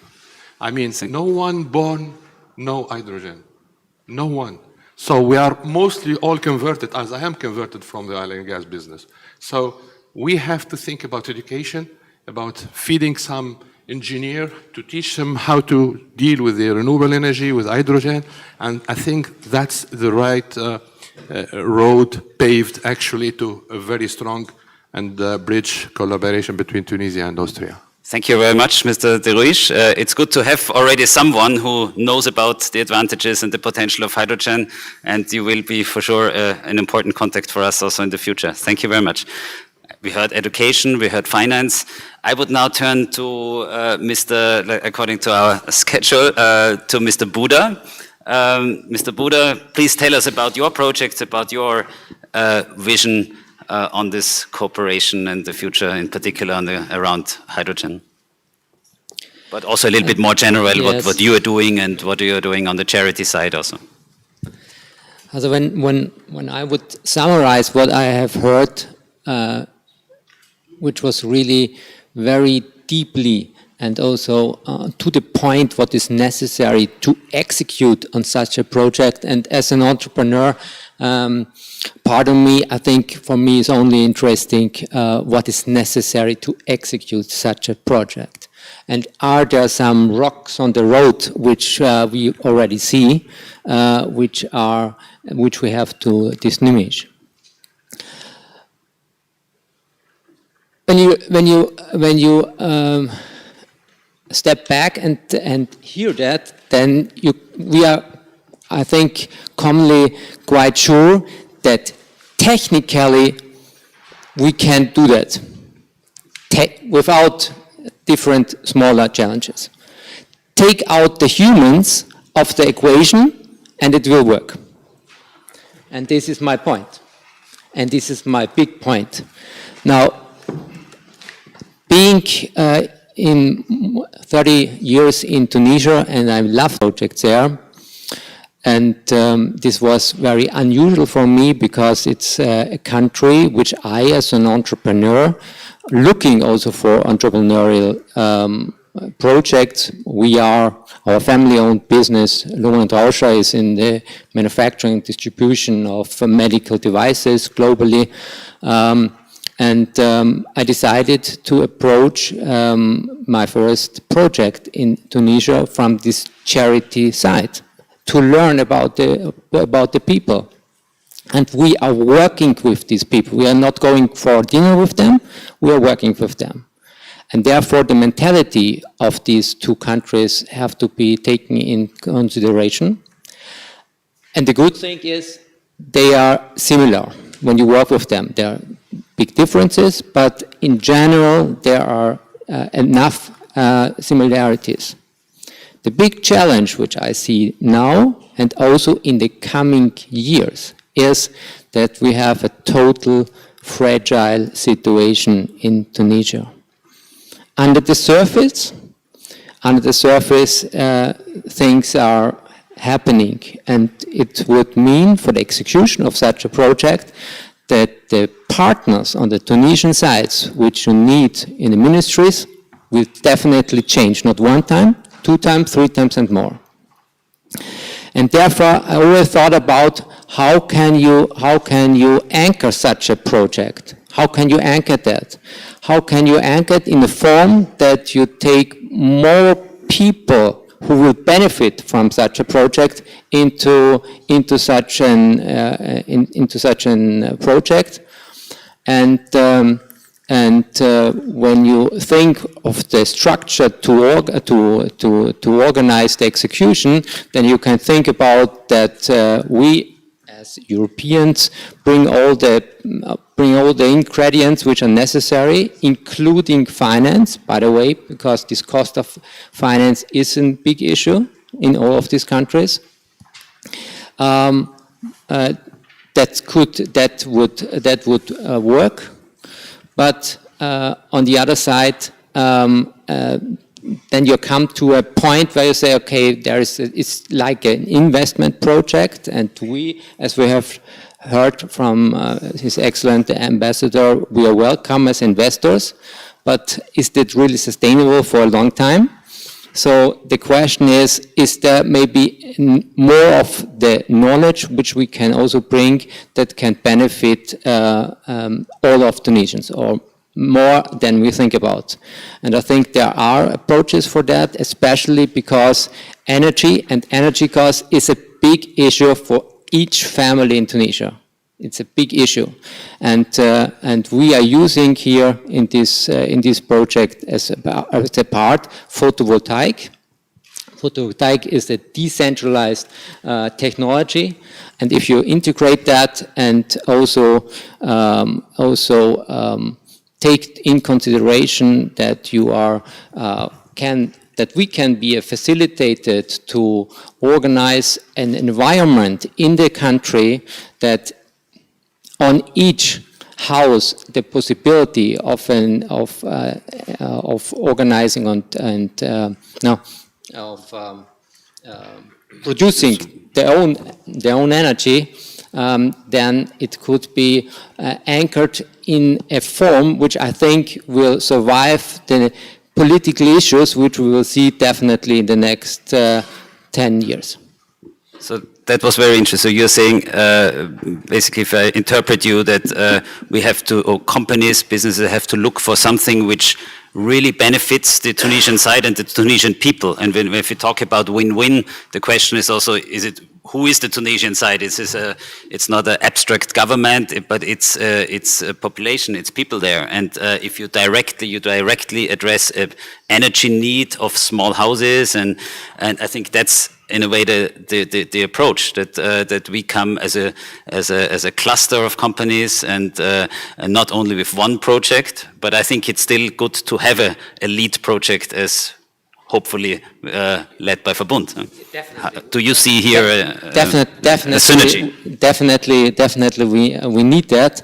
But as we also heard about this aspect of training, think about how many solateurs you have to train for that. By the way, not to mention that we have a refugee crisis, and it's definitely our possibility to keep the people in the country, especially. This is a young country also. Yes. Thank you. So let me turn immediately to Georg Wagner. He's head of AdMove. Please tell us about your view and your work so far in the Lab of Tomorrow. Yes, thank you for the invitation. Many points have already been made, so I would like to give you a review with 2 slides. What happened so far? So I think the first, here you see an impression of 2 design thinking workshops that we were privileged to support with for the ministry, BMWK. I think that was a very intelligent approach as a preparation of this lab of tomorrow, to put together the different companies, not only the big ones, but also smaller companies. Austria is famous for its hidden champions that actually nobody knows, but that deliver really world-class technology. And Verbund and OMV, the big ones, also need this kind of value chain. So what we first did is, with a bottom-up approach, to analyze what are the potential participations of the different companies in this value chain that you see here, from the project development to operation and energy delivery, where it was very interesting to understand, because we need to find a complete solution for such a project. And also the Austrian companies really by themselves selected Tunisia as the focus area of this lab of tomorrow. So maybe the next slide, please.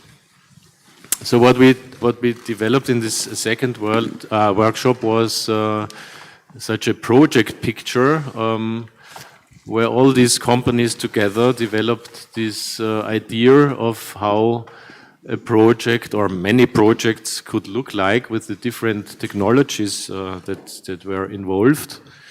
And as you can see, in the south, of course, there is the desert where there will be probably the main production of hydrogen. But in the north, there's an agricultural and industrial area with many cities and so on, where we have other, let's say, opportunities. And that is why in the next phase of this lab of tomorrow, that is executed by the ECEP, on the basis of a process that was designed by the I think we have to explain. ECEP is an agency under contract by the Austrian Development Agency, basically, exactly. In cooperation with the German GEZ also.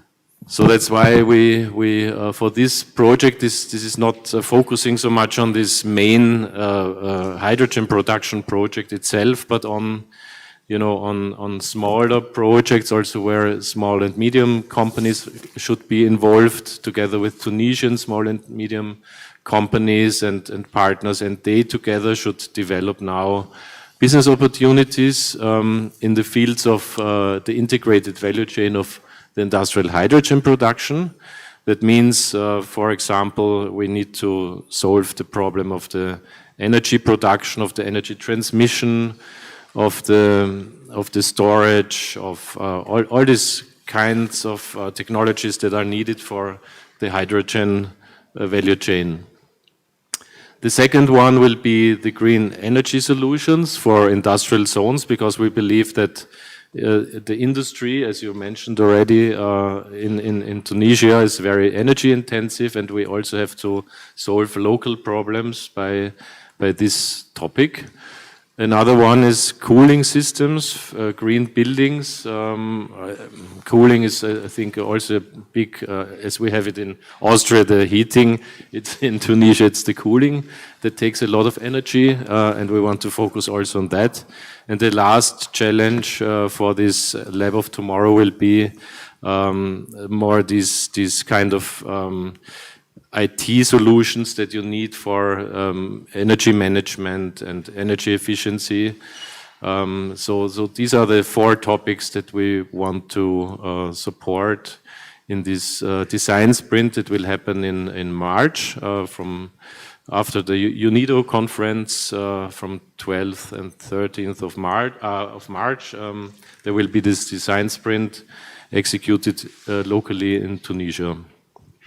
I think that's it was very interesting, and I really want to note that these 4 thematic issues here were not at all have been produced or suggested by the ministry, by us. It's really the result of the consultation, of the workshop with small and medium-sized enterprises. With also Verbund participated, also OeEB participated in the and some non-profit organizations.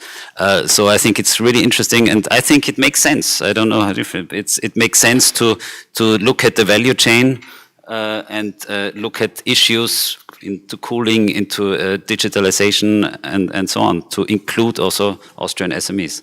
Thank you very much for that insight.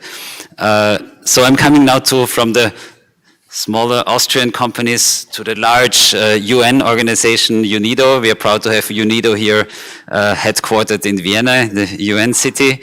Petra Schwager, what is the role of UNIDO? How do you see it? What challenges, what chances do you see? What do you suggest for the Austrian institutions, for the Austrian companies to approach such partnerships? Thank you very much. I hope it works. Does it work now? Yeah. Well, very difficult to add something. Fascinating discussion. Very great introduction to the subject. Green hydrogen offers enormous opportunities for Europe and Africa, and we need partnerships. I think that is clear, because Europe will never be able to cover the demand that it has for green hydrogen. 20 million tons by 2030 will not be possible to be produced in Europe only. However, as UNIDO, we are the UN organization that looks into industrial development. So we look at hydrogen as a big enabler for an economic and industrial, a low-carbon economic and industrial development of Africa. And this is where we see a key element, and where green hydrogen is a key element. We talk a lot about, and this is also why we launched our global program 1.5 years ago, which has 2 pillars. One is the technical cooperation, and the other one is the partnership, because it's a complex undertaking. And as my friend from Marina always says, green hydrogen doesn't grow on trees.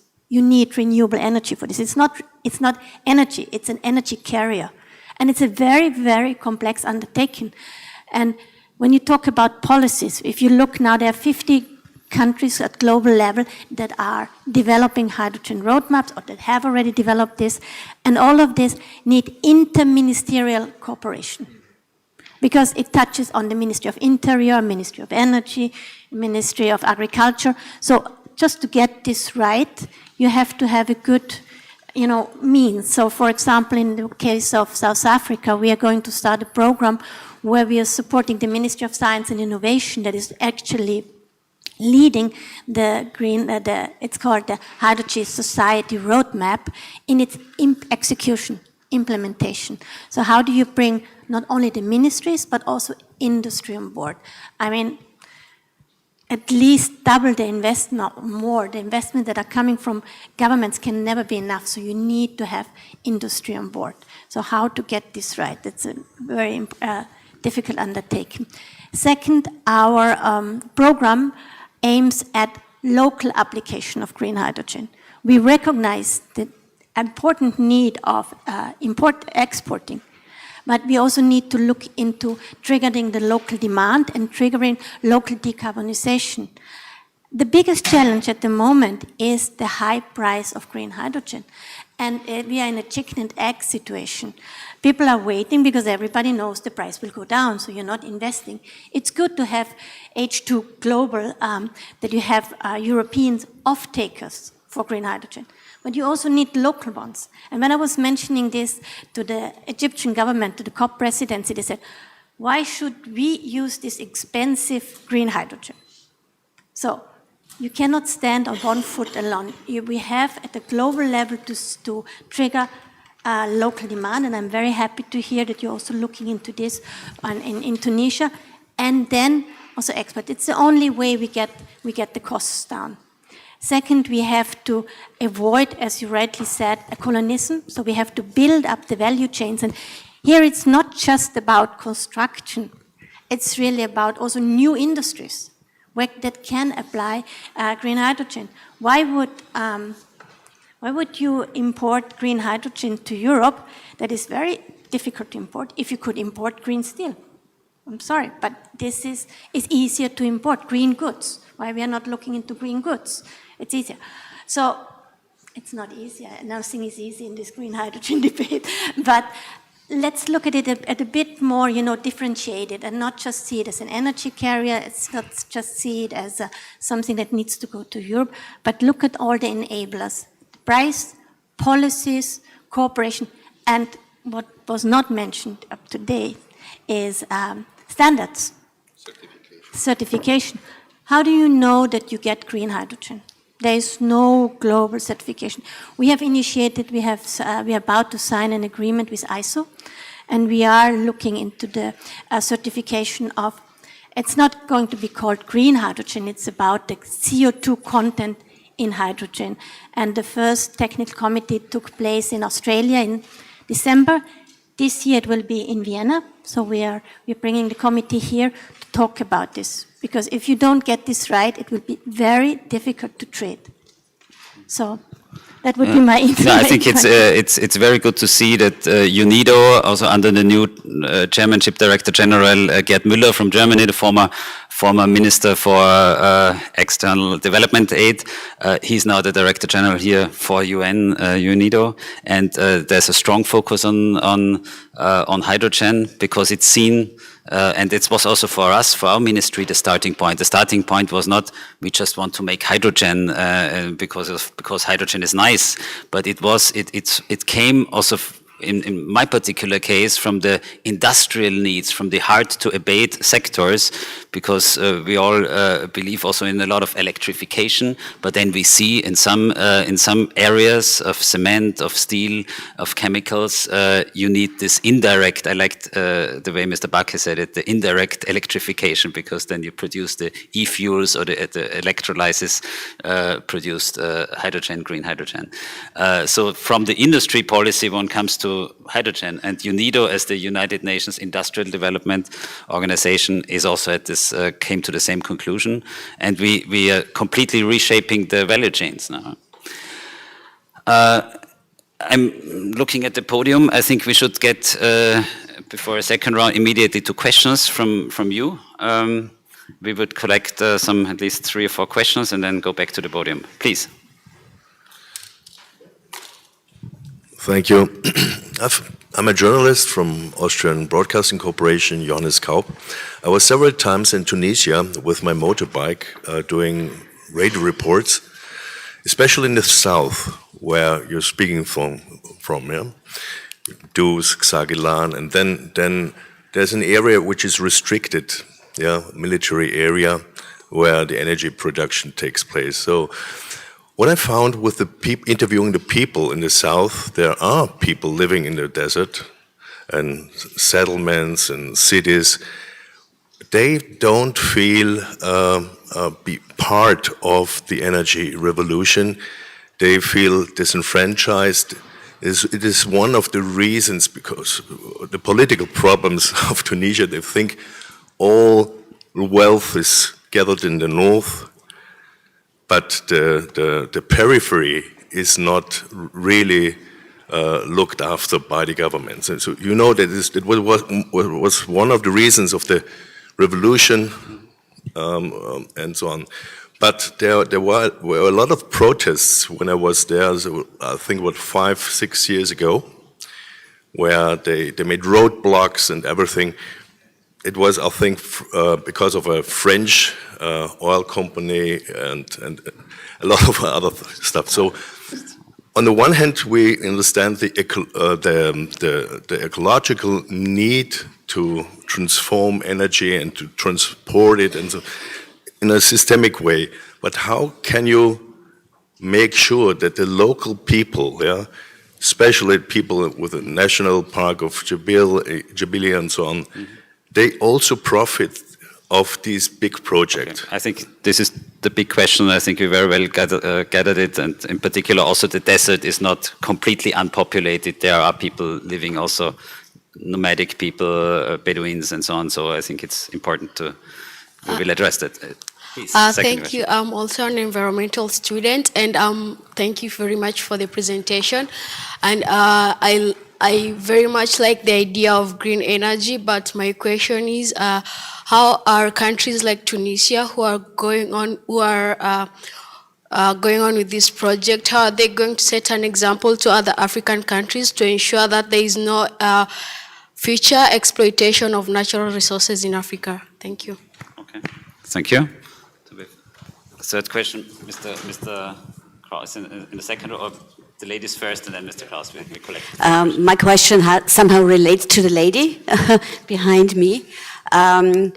What is the role of Tunisia or Northern African countries also in the building up and the industrialization of the African continent, and also the upcoming African free trade zone?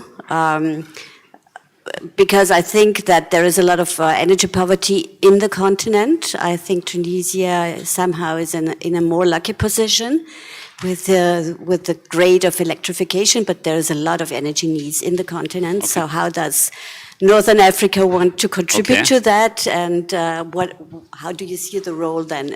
Of course, at the same time, you will also need exports, maybe to Europe. So. Okay, thank you for this question. And Mr. Kraus, I think. I have a question to Mr. Harari. Hydrogen being a very uncomfortable, maybe even aggressive media, both in its liquid form and also as a gas.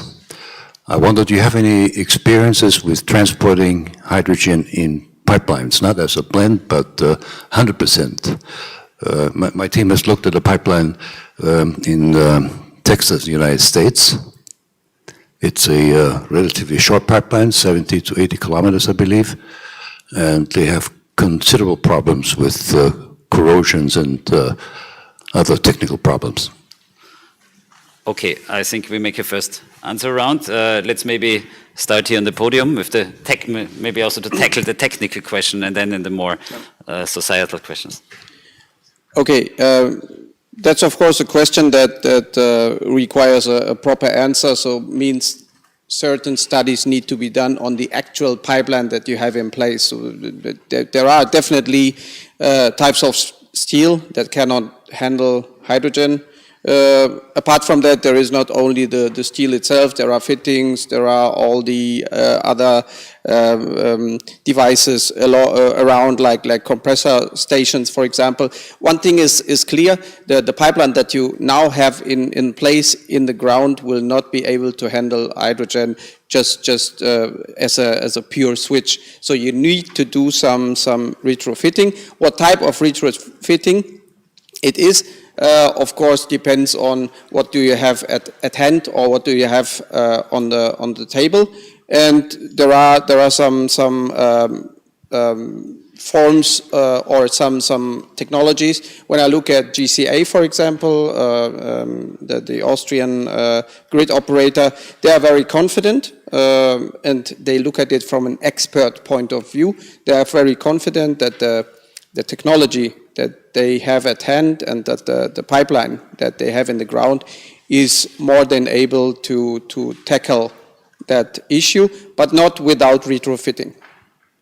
I think that was very clear. You also said that this retrofitting will cost something. It's a third of the cost of a new pipeline. But I think the main advantage is that you don't have to get the new permits for constructing a new pipeline, which is rather impossible these days. So you have already the groundwork there. Maybe you want to continue on the other issues? And maybe on the pipeline thing, I mean, nobody said it is easy. Yeah? That's maybe something that we need to figure out or to consider, because whatever you do, whether producing ammonia and putting it into the world market, or methanol or hydrogen compressed LOHC, you have a lot of issues or questions that you need to find answers on. And this shows how difficult the whole task is. I'm saying difficult, not impossible. And for that reason, it's a bigger task. Okay, I think we have to move now to, as the Club of Rome, we are very much interested in the social questions. I think there were some very pertinent questions. Maybe the other panelists would like to come in. Mr. Buddha? Totally agree. And this is also the issue for me, because when you look on that, what we have heard, just to bring this project forward, we have to deal with a couple of people. They are in ministries and so on. and this also triggers, and the huge investment which is needed triggers also be open some demand from those people. Okay. Yeah, and then you are very near to corruption, and we have as I said, a totally fragile situation, really, definitely. So that's also why I think you have to anchor such a project in a broader way.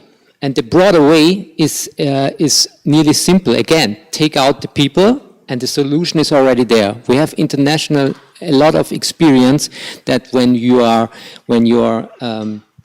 establishing a structure of net metering, what means that you can earn through solar your energy and feed it when you don't need it into the grid and take it in the similar way out again.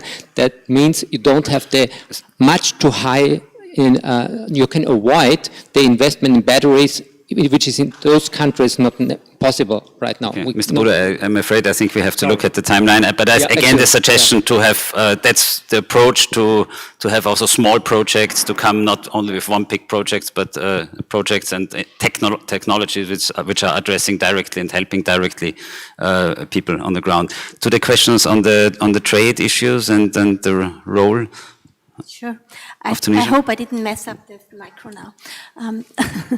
Thank you. I think very important questions, the three questions. They're also at the core of our work.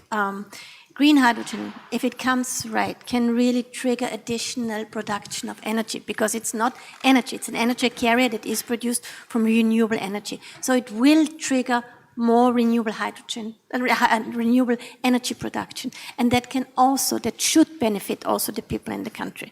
So I believe if you get it right, it could add value, it should add value to the country. As you rightly said, in Namibia, you have import of energy. Now you could eventually export energy to South Africa, where we have a lot of blackouts there. So a very high demand on dependency on coal.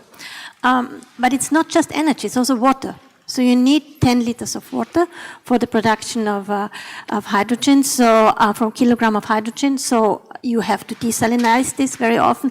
But you could plan it in such a way that you have additional water for surrounding populations. So in Oman or Morocco, maybe also in Tunisia, they're already talking about green hydrogen oasis. So you can also contribute to a better water supply to society.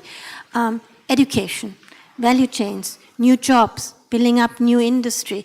It's a huge opportunity for Africa, but we have to get it right. But if the focus, and I repeat this, is just on export, we will not get it right. That's clear. Okay. I think that was a clear message. Mr. De Ruijs, what is your... Which question do you want me to answer? I think in particular, I think the question was interesting that also, because you said first, we have an army and we have depopulated desert, and then there was also the desert, there are people living there, we have to... These people are living on the boundary of the desert. The desert is really protected in Tunisia.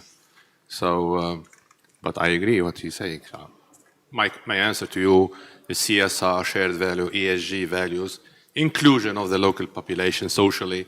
This will be the bridge to the new life for these people. So, and education and work. So, but I agree on the assessment. I want to answer the two ladies actually together. There's a very strong relationship between Tunisia and Africa. It's come mainly from the African. We have an African-Tunisian Council, which exists in Tunisia, and most of the power grids today in especially French-speaking language African country are built by the Tunisian utility company. So, and this is because of a long track which has been really built between Tunisia and Africa, mainly in education. We had a lot of African students came to Tunisia for education, engineer, doctor, and so on so. And number two is really helping with the facilities, with the access to the information, and so. I want to stress one point, I think it was not mentioned today. Africa, I mean, renewable energy has to go in parallel with mining.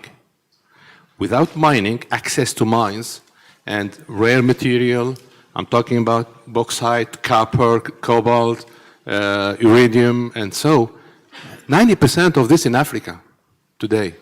And unfortunately, you can see, it's not a political stage here, but you can see the fight actually among Africa about accessing to these mineral things.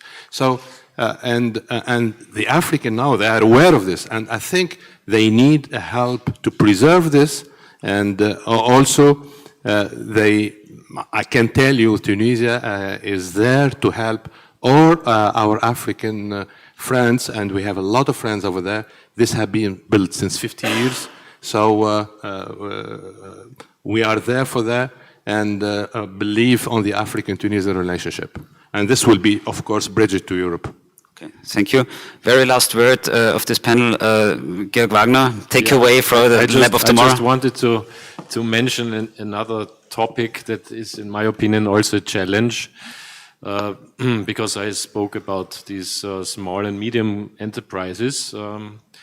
It's very difficult, actually, for, I mean, we are speaking a lot of the Tunisian side, but also the Austrian side has difficulties, because small and medium enterprises to go to a foreign country to invest time and resources is not so easy for some of them.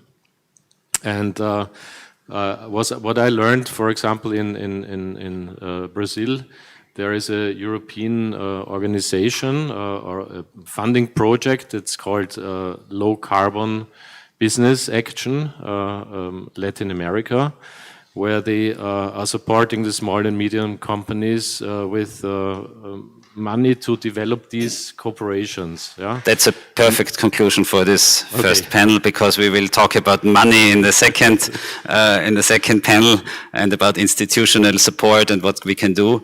I think I'm sorry, we have to wrap up. We are always running behind the time, but I wanted to let you speak also. I'm not a professional moderator in television who interrupts all the time. So thank you very much for this insight into the Austrian-Tunisian plans. We are coming, I think, to a small pause now, and I would suggest to have just a 10 minutes break. Is that okay for the panelists? We are a little bit behind schedule, so that a 11:15, 11:20 that we start here on the stage again. Thank you. Thank you to the panelists. Thank you.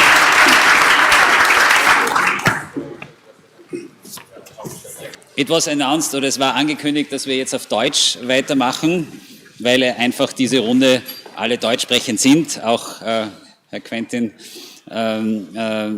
Blumert auch sehr gut Deutsch spricht, und es ist dann immer ein bisschen künstlich, falls wir jetzt Englisch sprechen würden unter uns Deutsch-Österreichern. Ja, also ich begrüße recht herzlich auf dem Podium hier zu meiner Rechten Herrn Sektionschef Harald Weiglein. Harald Weiglein ist Sektionschef im Finanzministerium für Wirtschaftspolitik, Finanzmärkte, Zölle, internationale Organisationen. Also er ist sozusagen der Ansprechpartner, auch wenn es um die multilateralen Ansätze geht im Bereich des Finanzministeriums, der internationalen Banken und Institutionen. Herzlich willkommen, Harald.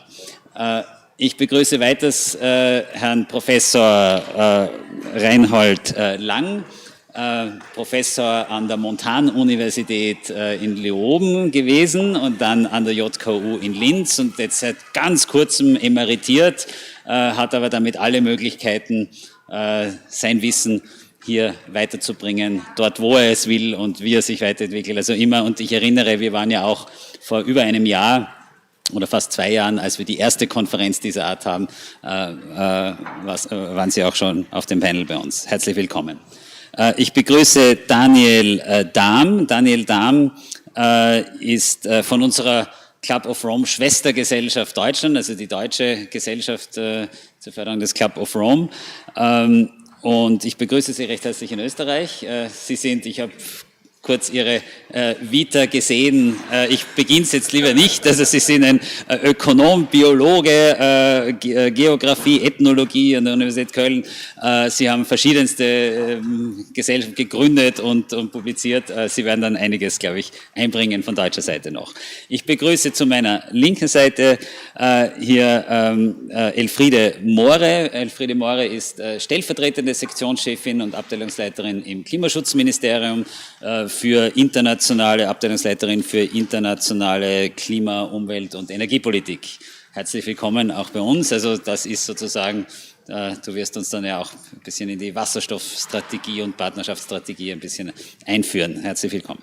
Dann, Sie kennen schon Sabine Gaber, die Hausherrin, aber eben auch jetzt in ihrer Funktion, nicht nur, dass sie uns diesen wunderbaren Raum zur Verfügung gestellt hat. Vielen Dank also noch einmal seitens Club of Rome und World Energy Council, sondern eben auch als Vorständin der österreichischen Entwicklungsbank, also nicht die Austrian Development Agency, es gibt in Österreich die Austrian Development Agency und es gibt die österreichische Entwicklungsbank, die an sich im Privatkapital der österreichischen Kontrollbank organisiert ist, aber im staatlichen Auftrag agiert und auch ein wichtiger Partner für unseren Plan und unser Lab of Tomorrow und diesen Versuch hier mit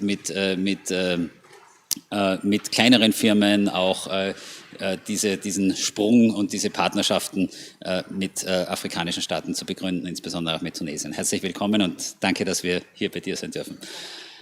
Und dann, last but not least, Quentin Blumert. Quentin Blumert, wir trafen uns anlässlich einer von Deutschland organisierten MEFED Europa-MENA-Konferenz in Jordanien vor einigen Monaten. Quentin Blumert kam extra aus Saudi-Arabien, aus Riyadh und leitet dort für die deutsche GIZ, Gesellschaft für internationale Zusammenarbeit. Das ist, ich sage immer, die deutsche ADA, die nur 1000-mal so groß, nicht ganz 1000-mal, also 200-mal so groß. Wir werden es dann ausmultiplizieren, jedenfalls über 20.000 Mitarbeiter. Nur das ist schon eine gewaltige Aufstellung unserer deutschen Nachbarn hier in diesem Thema. Und danke, dass du gekommen bist, Quentin, und uns sozusagen über das H2Diplo, also ein eigenes Programm, dann auch erzählen wirst. Also vielleicht einen Applaus für die Gäste.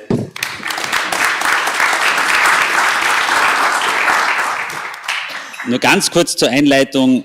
Deutschland hat eine Wasserstoffstrategie schon 2019, kann ich mich erinnern, veröffentlicht gemacht, mit sehr viel Geld auch, sehr viel internationalem Engagement.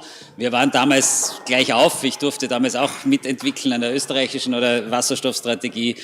Deutschland hat dann das Rennen gemacht, bei uns gab es Regierungsänderungen, aber auch Österreich hat eine Wasserstoffstrategie im Juni letzten Jahres 2022 abgeschlossen und von der Bundesregierung verabschiedet. Mehr dazu, wie gesagt, von Elfi Moore. Wir sind jetzt sozusagen, beide Länder haben eine Strategie.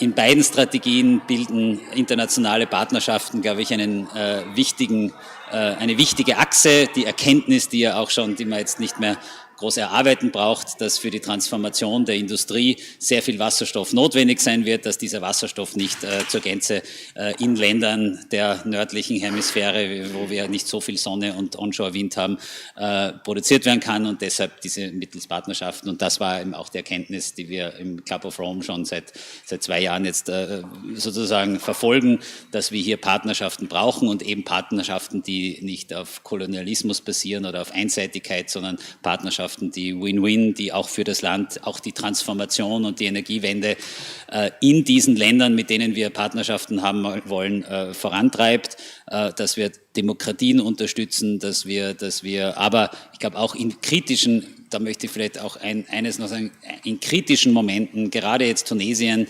und so, wir verfolgen das natürlich mit, dass Tunesien auf seinem Pfad seit dem tunesischen Frühling auch viele Schwierigkeiten hat, dass die letzten Wahlen auch wiederum jetzt aus idealtypischen westlicher Brille vielleicht nicht so ideal im Grunde der neuen Verfassung gelaufen sind. Aber ich glaube, es ist wichtig, dass man hier dezent sich nicht sozusagen über das andere Land erhebt und über das andere Land sozusagen nach Maßstäben unserer westlichen und europäischen Demokratien misst, die auch ihre Defizite haben. Ich glaube, das muss man auch erkennen. Und dass wir hier gerade auch in schwierigen Situationen im Kontakt bleibt. Und ich glaube, das ist für uns auch wichtig, dass wir jetzt auch nicht unsere geplante Reise nach Tunesien, ich möchte nochmal zur Erinnerung sagen, dass mit diesem Lab of Tomorrow-Prozess, Georg Wagner hat es gesagt, am 12. März ist geplant, beginnend dann mit einem UNIDO-Workshop, 2 Tage in Tunesien und dann diesem Ideation Sprint. Also diese Woche, wenn Sie noch Interesse mit Ihren Firmen haben, das Programm wird gerade intensiv erarbeitet. Pablo von der UNIDO ist auch noch da, und Georg Wagner, auch die Ansprechpartner. Also wenn Sie Interesse haben, nach Tunesien mitzukommen, der Prozess der Anmeldung beginnt erst in den nächsten Wochen. Und ist teilweise schon möglich, aber noch nicht so formell. Ich möchte Sie recht herzlich einladen, sich da zu interessieren. Auch Carina Follier-Schauer in dem Magenta, heute leicht zu erkennen, ist auch hier und betreut das Programm von unserer Seite. So eine kleine Werbeeinschaltung und nun lassen Sie uns starten in unsere Runde und ich würde, gerade abgesprochen, beginnen mit unserem Gast aus Riyadh, Quentin. Ich würde dich bitten, als Einstieg noch einmal zu zeigen, worum geht es bei H2Diplo? Wie legt ihr das an in Deutschland oder für die deutsche GEZ? Genau, vielen lieben Dank, Martin, von meiner Seite und liebe Kollegin, alle auch vielen lieben Dank, Club of Rome, World Energy Council. Es ist eine Freude für mich, hier am H2Diplo vertreten zu dürfen. Ich bin nicht fürs erste Mal in Saudi-Arabien, es ist mein offiziell 2. Mal. Ich war schon vor Ort 2017 für einen damaligen Arbeitgeber, als mir die Chance gegeben wurde, wieder nach Saudi zu gehen. Über die GEZ, ich hatte mich für Berlin beworben und die haben mir gesagt, du gehst zurück nach Riyadh. Ich meinte, ja okay, ich habe kein Problem. Ich hatte eine gute Zeit vor Ort gehabt und ich lade alle herzlich ein, auch mal Riyadh oder einfach Saudi zu besuchen. In Bezug auf das Konzept H2Diplo, und ich beginne dann fast am Ende, Deutschland hat sich extrem viel Mühe gegeben, das Konzept von Wasserstoff holistisch zu betrachten. Das haben wir für die Industrie gemacht, das haben wir für die Forschung gemacht. Was noch bis jetzt gefehlt hat, und das bestätigt auch oder bestätigen akademische Kreise, ist Wasserstoff aus auch sozioökonomischen Perspektiven zu betrachten. Und wir also aus Sicht der Wasserstoffbüros weltweit, wir haben 6 Büros bis jetzt in Nigeria, Angola, Saudi-Arabien, im Oman, in der Ukraine, aus Berlin und in Kasachstan seit dieser Woche. Genau. Wir versuchen anhand der bestehenden auch Energiepartnerschaften neben all diesen technologischen Aspekten auch die langfristige Fragen zu stellen. Einige Aspekte wurden hier schon genannt. In für Deutschland strategischen Ländern, die zum größten Teil für H2Diplo Öl- und Gas, Export- und Transitländer noch sind.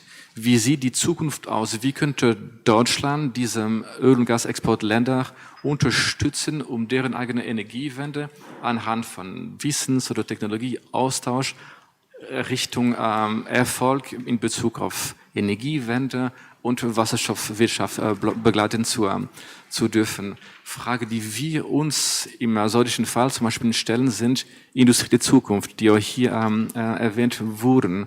Was werden für neue Industrie hinzugefügt in Saudi-Arabien, wenn ich das jetzige industrielle Gewerbe in Betracht ziehe? Petrochemicals und Mining, extrem wichtig für Saudi-Arabien. Und wenn ich das anspreche, dann komme ich zu einem Thema, was schon oft in den Raum geschmissen wurde, und zwar Age-Ready Labor Forces. Wenn ich weiß ungefähr, was ich für Industrie der Zukunft haben werde, besitze ich die Fachkräfte dafür, um diese Industrien da zu befriedigen.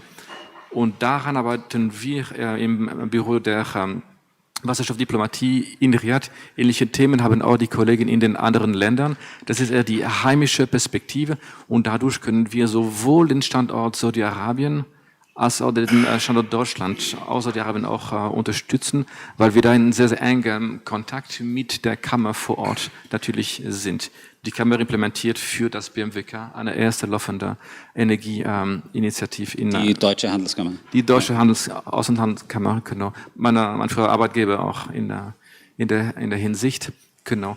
Und von Saudi aus betrachten wir auch die zukünftigen Handelsrouten. Was bedeutet das, wenn wir auf einmal einen Hauptenergieexporteur wie Saudi-Arabien, wenn das Land sich entscheidet, wie gerade am Laufen ist, massiv Wasserstoff zu produzieren. Das Land besitzt alle Technologie, aber alle auch natürliche Vorteile, um ein Weltmarktführer in der Produktion und auch Nutzung von Wasserstoff zu werden. Was bedeutet das für bestehende Handelsbeziehungen? Saudi-Arabien liefert hauptsächlich asiatische Länder, aber in Zukunft könnten wir auch einen erhöhten Handel mit europäischen Ländern betrachten. Und in der Hinsicht stellen wir uns auch die Frage, was könnte das bedeuten für die saudischen Deutschen, sprich saudischen EU-Beziehungen in Zukunft.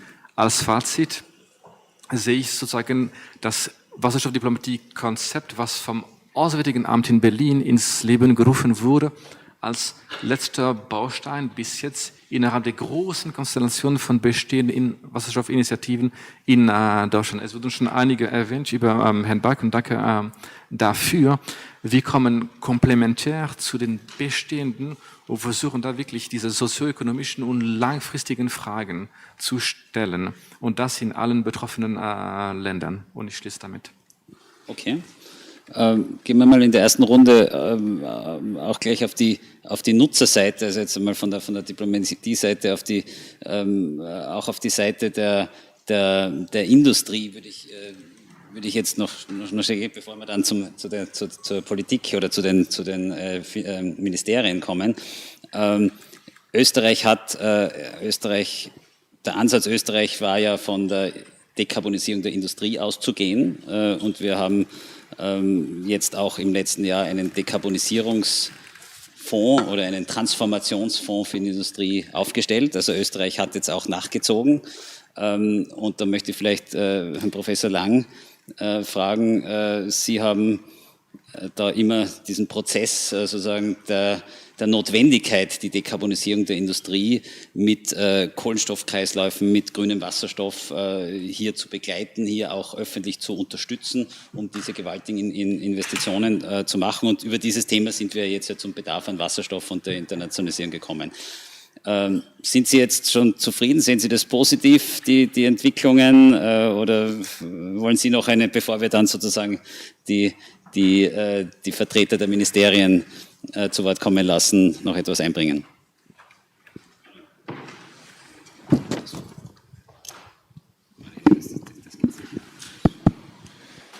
Ja, gleich als Antwort auf die Frage, sehe ich das positiv? Die kurze Antwort ist, ich sehe viele Dinge heute positiver, als ich sie vor 4 Jahren noch erwartet hätte. Also es hat sich in 4 Jahren viel getan und wir haben heute über das tolle Namibia-Projekt gehört, wo auch ganz überraschend, ich fand die Geschichte ganz fantastisch, so eine ähnliche könnte man fast über die österreichische politische Entwicklung und zu den entsprechenden Papieren, die jetzt politisch transportiert werden, erzählen. Und ich glaube im Vergleich, was mir heute wichtig ist, wir starren ja immer aus Österreich insbesondere auf Deutschland, was passiert in Deutschland und vergleichen uns dann immer mit dem Faktor 10 und meistens ist dann die Argumentation die, ja, wir sind ja zu klein, aber wir können da oder das eine oder andere lernen. Worauf ich eigentlich hinaus will, es geht auch umgekehrt und ich wage das zu sagen, ich habe für BASF in Ludwigshafen in der Zentrale der Schmiede of the Chemical Industry gearbeitet, also ich kenne auch die deutsche Landschaft recht gut. Und da, wo wir in Österreich unsere Stärkefelder haben, und die gilt es jetzt in diese Konzepte zusammenzuführen, und dann werde ich abschließen mit meinem Wunsch für die COP heuer in den Vereinigten Arabischen Emiraten, wo wir sehr, sehr ausgezeichnete industrielle und politische Beziehungen pflegen, aber auf globaler Dimension das ausdehnen. Also wo sind wir besser? Erstens, wir machen das, was in der EU auf der Prioritätenliste ganz oben steht. Klima, Energie, Kreislaufwirtschaftspolitik als vernetzte Thematik zu sehen. Aus dem leitet sich ab, wenn man das vernetzt sieht, dass wir über crosssektorale Innovationsstrategien reden müssen.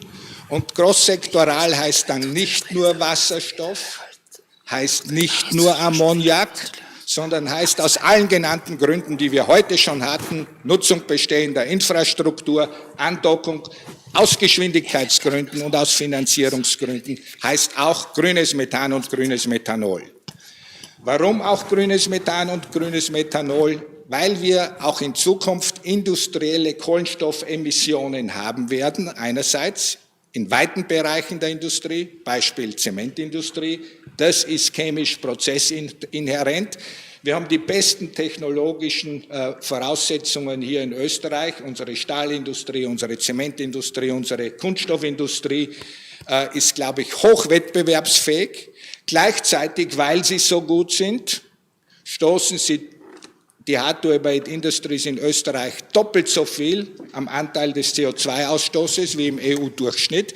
Also daher haben wir in Österreich Voraussetzungen, die zu besonderen Notwendigkeiten geführt haben, darüber nachzudenken. Und das hat dazu geführt, dass wir im österreichischen Regierungsprogramm einen Green Deal für die österreichische Industrie stehen haben, der weltweit seinesgleichen sucht. Also das kann sich auch mit allen anderen Ländern vergleichen lassen, weil es das einzige politische Konzept ist, das wirklich Klima-, Kreislaufwirtschaftspolitik und Energiepolitik integriert betrachtet und crosssektoral betrachtet. Wir haben eine Industrie, die längst auf diesen Zug aufgesprungen ist. Also da gehören die innovativsten Projekte von Carbon Capture und Utilization dazu, die Zementindustrie mit Lafarge, die OMV, die Borealis, die Verbund gemeinsam betreiben und mittlerweile einen GmbH gegründet haben. Also das ist jenseits von Absichtserklärungen. Wir haben einen OMV-Chef, der eine Strategie im letzten März quantifiziert, mit Roadmap rausgebracht hat, Scope 1, Scope 2, Scope 3, also für alle, die diese Termini nicht kennen, inklusive Upstream, Downstream, klimaneutral spätestens, er hat so formuliert, Klimaneutralität bis 2050 or sooner. Also er hält sooner 2045 für möglich. Im österreichischen Regierungsprogramm haben wir 2040 stehen. Also wenn wir alle innovatorischen Möglichkeiten und Kräfte bündeln, dann kann das gelingen. Und wir haben eine enge Kooperation in Österreich auch zwischen dem akademischen Bereich, und da meine ich den technologischen und den ökonomischen Bereich, mit den Unternehmen und mit der Politik. Wird nicht so sichtbar, aber es gibt da einige Papiere. Und aus dem ist ein Konzept für einen Austrian Innovation und Transition Fund entstanden, bei dem wir in etwa so argumentiert haben, wir nehmen die ETS-Mittel, die 300 Millionen Euro, wir nehmen die Plastikabfallabgabe, die wir vernünftig nutzen, die muss zwar an die EU gezahlt werden jetzt auf das Finanzministerium zahlt es aus der Portokasse, der OMV-Chef, ich auch sage, das müsste man längst umlegen, lenkungswirksam machen. Also gehen wir mal von 450 Millionen Euro pro Jahr aus, speisen die in den Austrian Innovation and Transition Fund, hebeln ihn zweimal mit einem Faktor 2, also einmal in Österreich über die Industrie, docken an die großen europäischen Programme an und dann bewegen wir uns in der Größenordnung 1,5 bis 2 Milliarden Euro pro Jahr. Und das ist auch die Zahl, die jetzt in der Transformationsoffensive drinnen ist. Also wir sind in vielen Voraussetzungen gut. Jetzt kommt mein Kritikpunkt. Das, was ich bisher gehört habe, wie dieser Fonds ausgestaltet werden soll oder mit welchen Instrumenten das betrieben werden soll, da ist noch viel zu tun. Es müsste extrem fokussiert sein, es muss diese Cross-Sektoralität da sein, es muss sehr treffsicher sein, es ist langfristig zumindest bis 2030 zunächst mal angelegt und es muss eine ausreichende internationale Komponente, also das, was wir hier heute haben, entsprechend enthalten. Da ist noch viel Verhandlungsspielraum und Gesprächsnotwendigkeit da mit allen Ministerien. Wir sind gerne bereit, in diese Gespräche uns mit einzubringen. Und ich glaube, ein derartiger Austrian Innovation and Transition Fund vor dem Hintergrund der engen Vernetztheit der Hard-to-Abate Industries mit den Vereinigten Arabischen Emiraten, ADNOC ist Eigentümer von der OMV, also Borouge und Borealis sind Schwesterunternehmen, wäre daran zu denken, wie wir diese Überlegungen tatsächlich auf die COP, die heuer stattfindet, auch in den Vereinigten Arabischen Emiraten positionieren. Und meine Wunschvorstellung wäre so, dass das, was bei der letzten COP Loss and Damages war als Fonds, ist bei der kommenden COP Innovation and Transition als Fonds. Also wie kann die Kooperation zwischen dem reichen Norden und dem Süden gelingen, auch in den Finanzierungsschienen, auch mit Technologietransfers, mit allen Formen der Ausbildung und Equity im Vordergrund stehend, also wirklich transdisziplinäre Ansätze zu entwickeln für einen derartigen Fonds, den man möglicherweise bei der nächsten COP thematisieren könnte. Und Club of Rome wäre, glaube ich, ein gutes Forum dafür.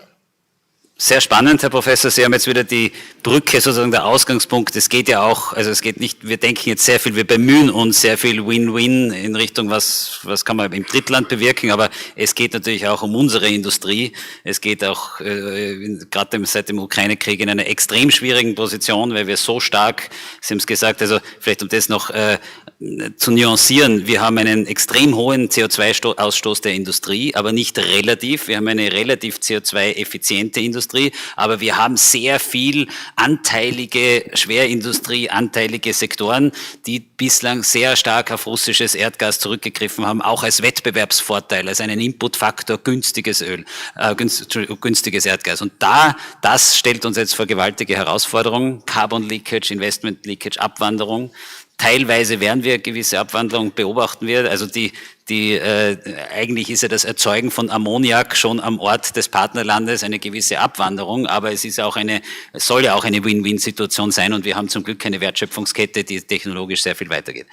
Da möchte ich jetzt von dem anschließen an Harald Weiglein, Wirtschaftspolitik, auch Themen wie CBAM, Wettbewerbs-Level Playing Field, aber eben auch dann die Instrumentarien der internationalen Banken. Ja, wie sind wir aufgestellt in Österreich im Vergleich jetzt auch zu Deutschland? Was können wir tun? Wo sollen wir nachschärfen? Bevor ich zu Österreich komme, würde ich vielleicht ganz gern die europäische Perspektive reinbringen, weil ja sehr viel auch von Geld in dem Zusammenhang diskutiert worden ist. Also wenn wir uns anschauen, was im europäischen Budget inklusive Repower EU und RRF derzeit ausgegeben wird für die Förderung grüner Energien, da sind wir bei 3,7% des europäischen BIP. Zum Vergleich nur, der Inflation Reduction Act, der jetzt sehr viel diskutiert wird, der umfasst gerade einmal 1,7%. Also wir brauchen da nicht panisch werden und glauben, wir müssen jetzt jede Menge neue Instrumente erfinden. Wir haben schon sehr viel, wir müssen vielleicht Prioritäten überdenken. Und vielleicht als nächster Punkt Deutschland. Ich habe diese Ausführungen mit sehr viel Interesse gehört. Was ist der Hauptunterschied zwischen Österreich und Deutschland? Ich würde sagen, der Hauptunterschied in meiner Erfahrung ist, wir sind kein G7-Land. Ja. Ich würde manche Dinge auf österreichischer Ebene nicht bilateral angehen, weil wir einfach zu klein sind, das Know-how nicht haben, das politische Gewicht nicht haben. Darum ist für uns eher der natürliche Zugang über die multilateralen Institutionen. Da gibt es das Know-how und aus meiner Sicht hat im afrikanischen Raum bei solchen Projekten die Weltbank bei weitem das beste Know-how, da ist sie ungeschlagen. Die Leute sind vor Ort präsent. Ich brauche auch den ganzen Rahmen. Von der UNIDO ist das vorgekommen, das ist ein extrem wichtiger Punkt. Damit Energieprojekte funktionieren, brauche ich auch einen regulatorischen Rahmen in dem Land, auf den ich mich verlassen kann. Das kriegt man über das Know-how der Weltbank auch mit. Auch die Finanzierung ist angesprochen worden, ja. Die finanzielle Hebelung bieten auch die multilateralen, die internationalen Finanzinstitutionen und auch das Onboarding des Privatsektors. Ich habe da sehr viel gehört von unsicherem Umfeld, ist auch meine tägliche Erfahrung, weil ich auch für die Exportfinanzierung zuständig bin. Ich persönlich würde keinem KMU und auch keinem mittelständischen Unternehmen raten, alleine in ein afrikanisches Land zu gehen. Es gibt Mutige, die das machen, aber was wir eher machen und wir versuchen da auch zu unterstützen, ist eben bei Projekten der Weltbank österreichische Firmen an Bord zu bringen, weil dann ist es nämlich egal, wenn die Ansprechpartner wechseln, die Weltbank wird niemand enteignen, weder in Tunesien noch in Namibia. Und in dem Zusammenhang hätte ich eine Frage gehabt, warum, und verzeiht, das ist auch mein Hintergrund, den kennen Sie hier nicht, ich habe einen familiären Hintergrund in Namibia, meine Frau ist aus Okalongo, also ich kenne die politische Situation dort sehr gut. Würde mich interessieren, warum dieses Projekt, das mir sehr sinnvoll erscheint, die namibische Regierung nicht über die Weltbank macht. Ja? Ich hoffe, dass es ein guter Grund ist, weil aus meiner Erfahrung dort nimmt man die Weltbank deswegen nicht, weil die halt so viele komplizierte Auflagen bei Governance und im humanitären Bereich haben. Da nimmt man lieber die Chinesen, die in Namibia auch überall präsent sind. Der Präsident, der angesprochen wurde, ist natürlich auch Parteichef der SWAPO, die seit der Unabhängigkeit an der Macht ist. Namibia ist eine Demokratie, hat bessere Governance-Standards als viele asiatische Länder.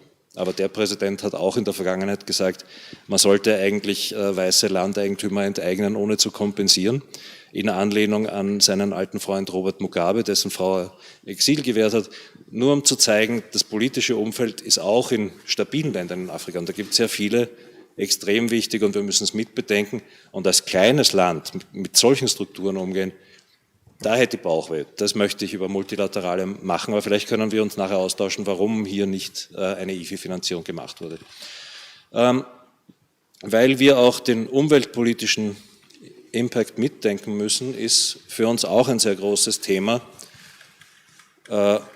warum wir erneuerbare Energien in Entwicklungsländern produzieren und dann nach Europa exportieren, wo viele dieser Länder zu einem hohen Anteil, also Tunesien 70%, Namibia ist nicht wesentlich anders, 60-70% abhängig sind von Energieimporten. Also warum verwendet man die sauberen Energien, die Dekarbonisierung nicht vor Ort? Warum bringt man das nach Europa?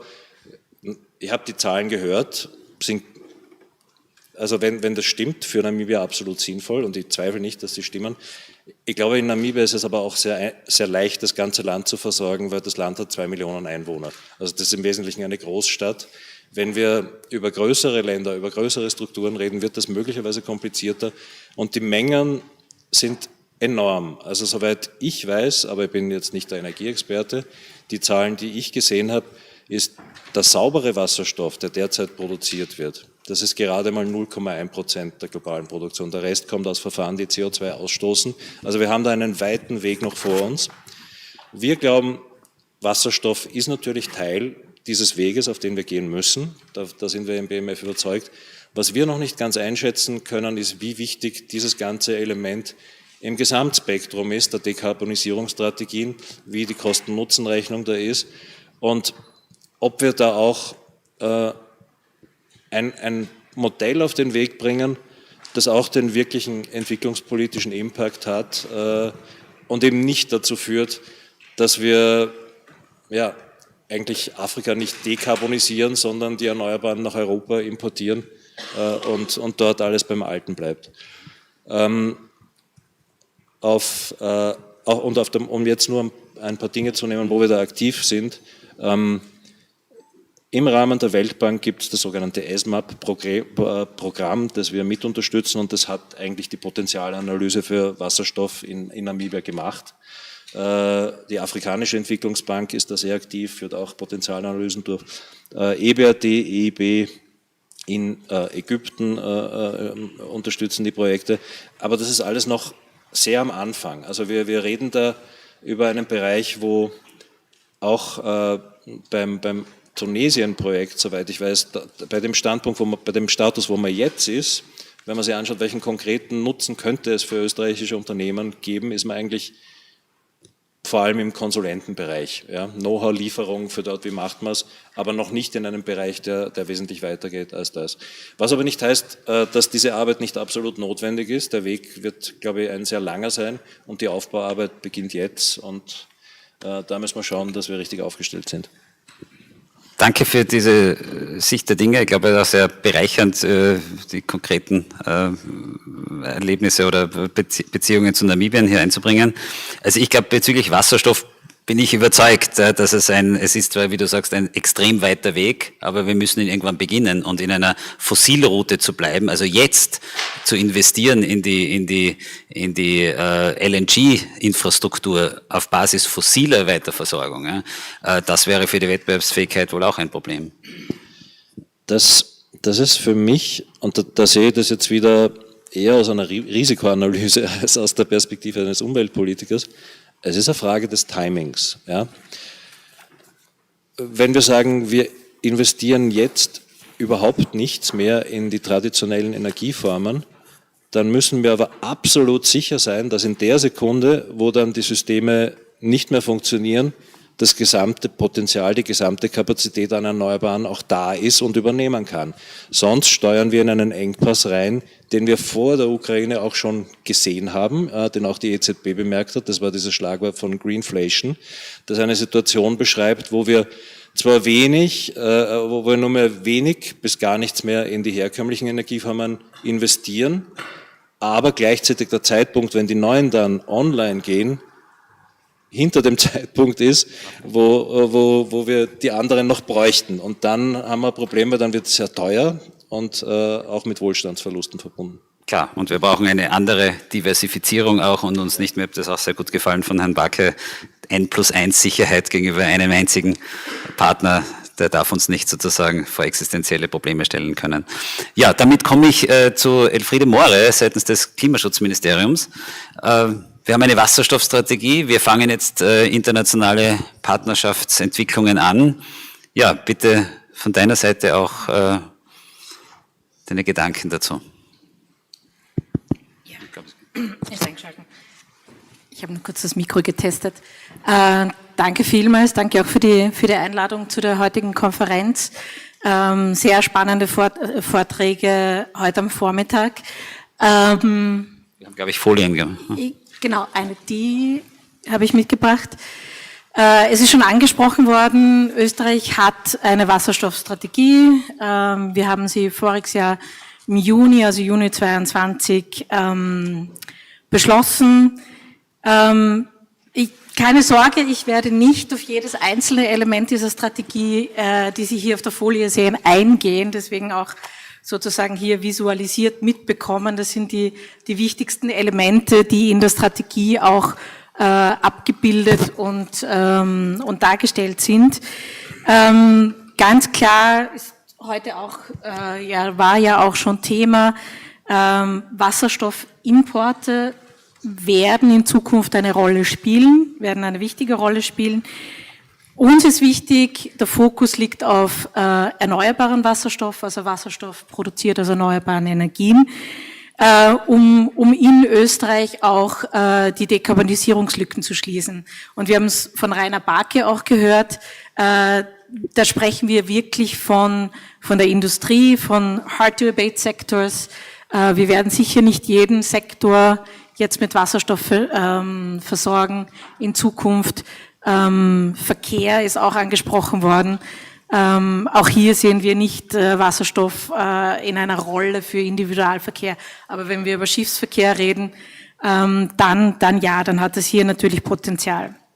Daher auch aus den Studien heraus, die wir auch gemacht haben, es wird ein begrenztes Angebot und Produktionspotenzial geben für erneuerbaren Wasserstoff und deswegen ist es wichtig, priorisiert und effizient diesen zu nutzen und das ist Teil unserer Strategie. Einen Teil hoffen wir natürlich, dass wir Wasserstoff in Österreich in Zukunft auch produzieren werden mit den Unternehmen, die hier schon viel investieren und auch schon Demonstrationsanlagen haben. Aber wir werden natürlich auch auf Import setzen müssen. Und da ist es uns wichtig, dass wir ganzheitliche Lieferketten aufbauen. Und da darf ich bitten, dass wir vielleicht auf die übernächste Folie weiterklicken. Ja, bitte nächste. Ja, die nächste dann, die überspringen wir. Und gleich die nächste. Genau. Also Aufbau ganzheitlicher Lieferketten, da gehören natürlich verschiedene Elemente dazu. Einerseits Barrierenabbau und regulatorische Rahmen schaffen, das gilt sowohl für uns hier in Österreich, aber natürlich auch bei potenziellen Kooperationspartnern. Wir werden anschauen müssen und tun das auch schon, Wasserstoffinfrastruktur, einerseits für den Transport, aber auch für die Produktion in Österreich, aber auch im europäischen Kontext mit Kooperationspartnern sowohl auf der EU-Ebene als auch auf der internationalen Ebene.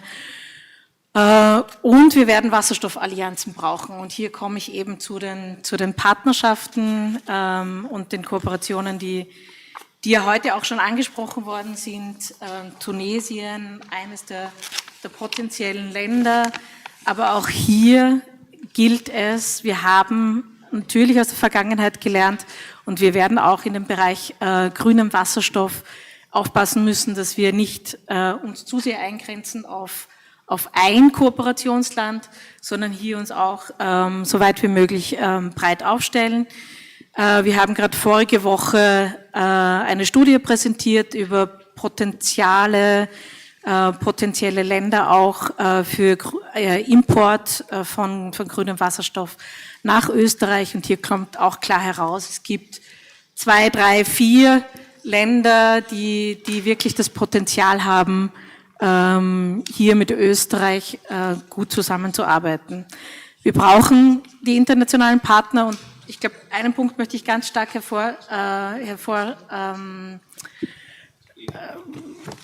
danke.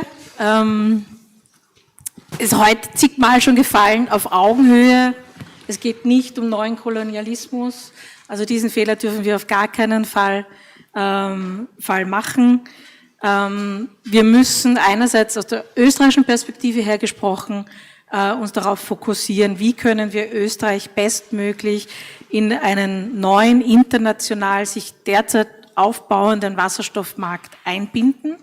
Da braucht man die Kooperation auf der EU-Ebene, sei es jetzt Thema Zertifizierung, Definition, EU-Wasserstoffbank ist im Aufbau begriffen. Also hier aktiv mit dabei zu sein, ist sehr relevant.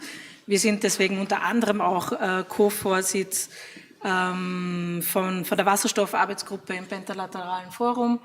Wir arbeiten sehr eng mit der UNIDO zusammen, aber auch mit der Internationalen Energieagentur und mit der IRENA. Da gibt es auch viele Kooperationsmöglichkeiten. Bilateral, auch jetzt, weil Tunesien, eben wir freuen uns schon auf den Workshop in Tunesien im März gesprochen worden ist, auf Augenhöhe lokale Wertschöpfung damit kreieren, also eben nicht nur den Import-Export dann nach Europa im Auge zu haben, sondern auch zu schauen, welche Benefits haben diese Kooperationsprojekte in den Ländern, Ausbildung, Skills und hier diese Elemente in einer Kooperation mitzunehmen. Und abschließend darf ich noch erwähnen, Sozialstandards, Umweltstandards und Menschenrechte im Auge zu behalten, ist sicher ein wichtiges Element. Absolut, vielen Dank, Elfimore. Ich glaube, es ist wichtig, wir werden genau der Verbundgesellschaft auf die Finger schauen, dass die Menschenrechte, das alles gemacht wird und dass vor allem, aber ich weiß, ich habe sie gerade mit SMS verabschiedet. Und nein, ich glaube, ich finde es hervorragend, dass du auch uns, Ahmed Harari vom Verbund Head of Hydrogen, uns präsentiert hat, dieser Schritt Österreichs auch in diese Partnerschaft nach Tunesien. Und ich glaube, das sind genau die Themen, die wir auch berücksichtigen müssen und dass wir eben nicht gleich nur exportieren. Aber ich glaube, das ist beim kleiner gedachten österreichischen Projekt, glaube ich, nicht der Fall. Und wir versuchen ein Maximum mitzuziehen in Richtung KMUs, lokale Versorgung und so weiter. Entschuldigung, dass ich habe gedacht, du hast aufgezeigt. Und damit komme ich gleich noch einmal zu unserem deutschen Gast, von der deutschen Club of Rome Gesellschaft. Ja, wie sehen Sie das? Sozusagen auch einmal aus deutscher Sicht noch einmal, was wir Österreicher hier vielleicht angehen und wo würden Sie uns Tipps und Ratschläge vielleicht geben oder auf Probleme hinweisen, was aus Ihrer Sicht wichtig ist in diesen Kooperationen und in diesem institutionellen Umfeld, das es dazu braucht, um diese Partnerschaften zwischen europäischen und asiatischen Ländern einzugehen? Ganz herzlichen Dank. Vielleicht ein ganz kurzer Rückblick. In den 80ern war ich ziemlich früh schon so ein bisschen was wie so eine kleine männliche Greta Thunberg, aber da war keine Friday for Future Bewegung. 1988 habe ich dann meine erste Publikation zum Thema Solararchitekturen und unter anderem Wasserstoff auch geschrieben. Da ging es also um Green Hydrogen, da war ich 19. Als wir dann die Desertec Foundation 2008, glaube ich, war es, begründet haben, war ich einer der Gründungsstifter.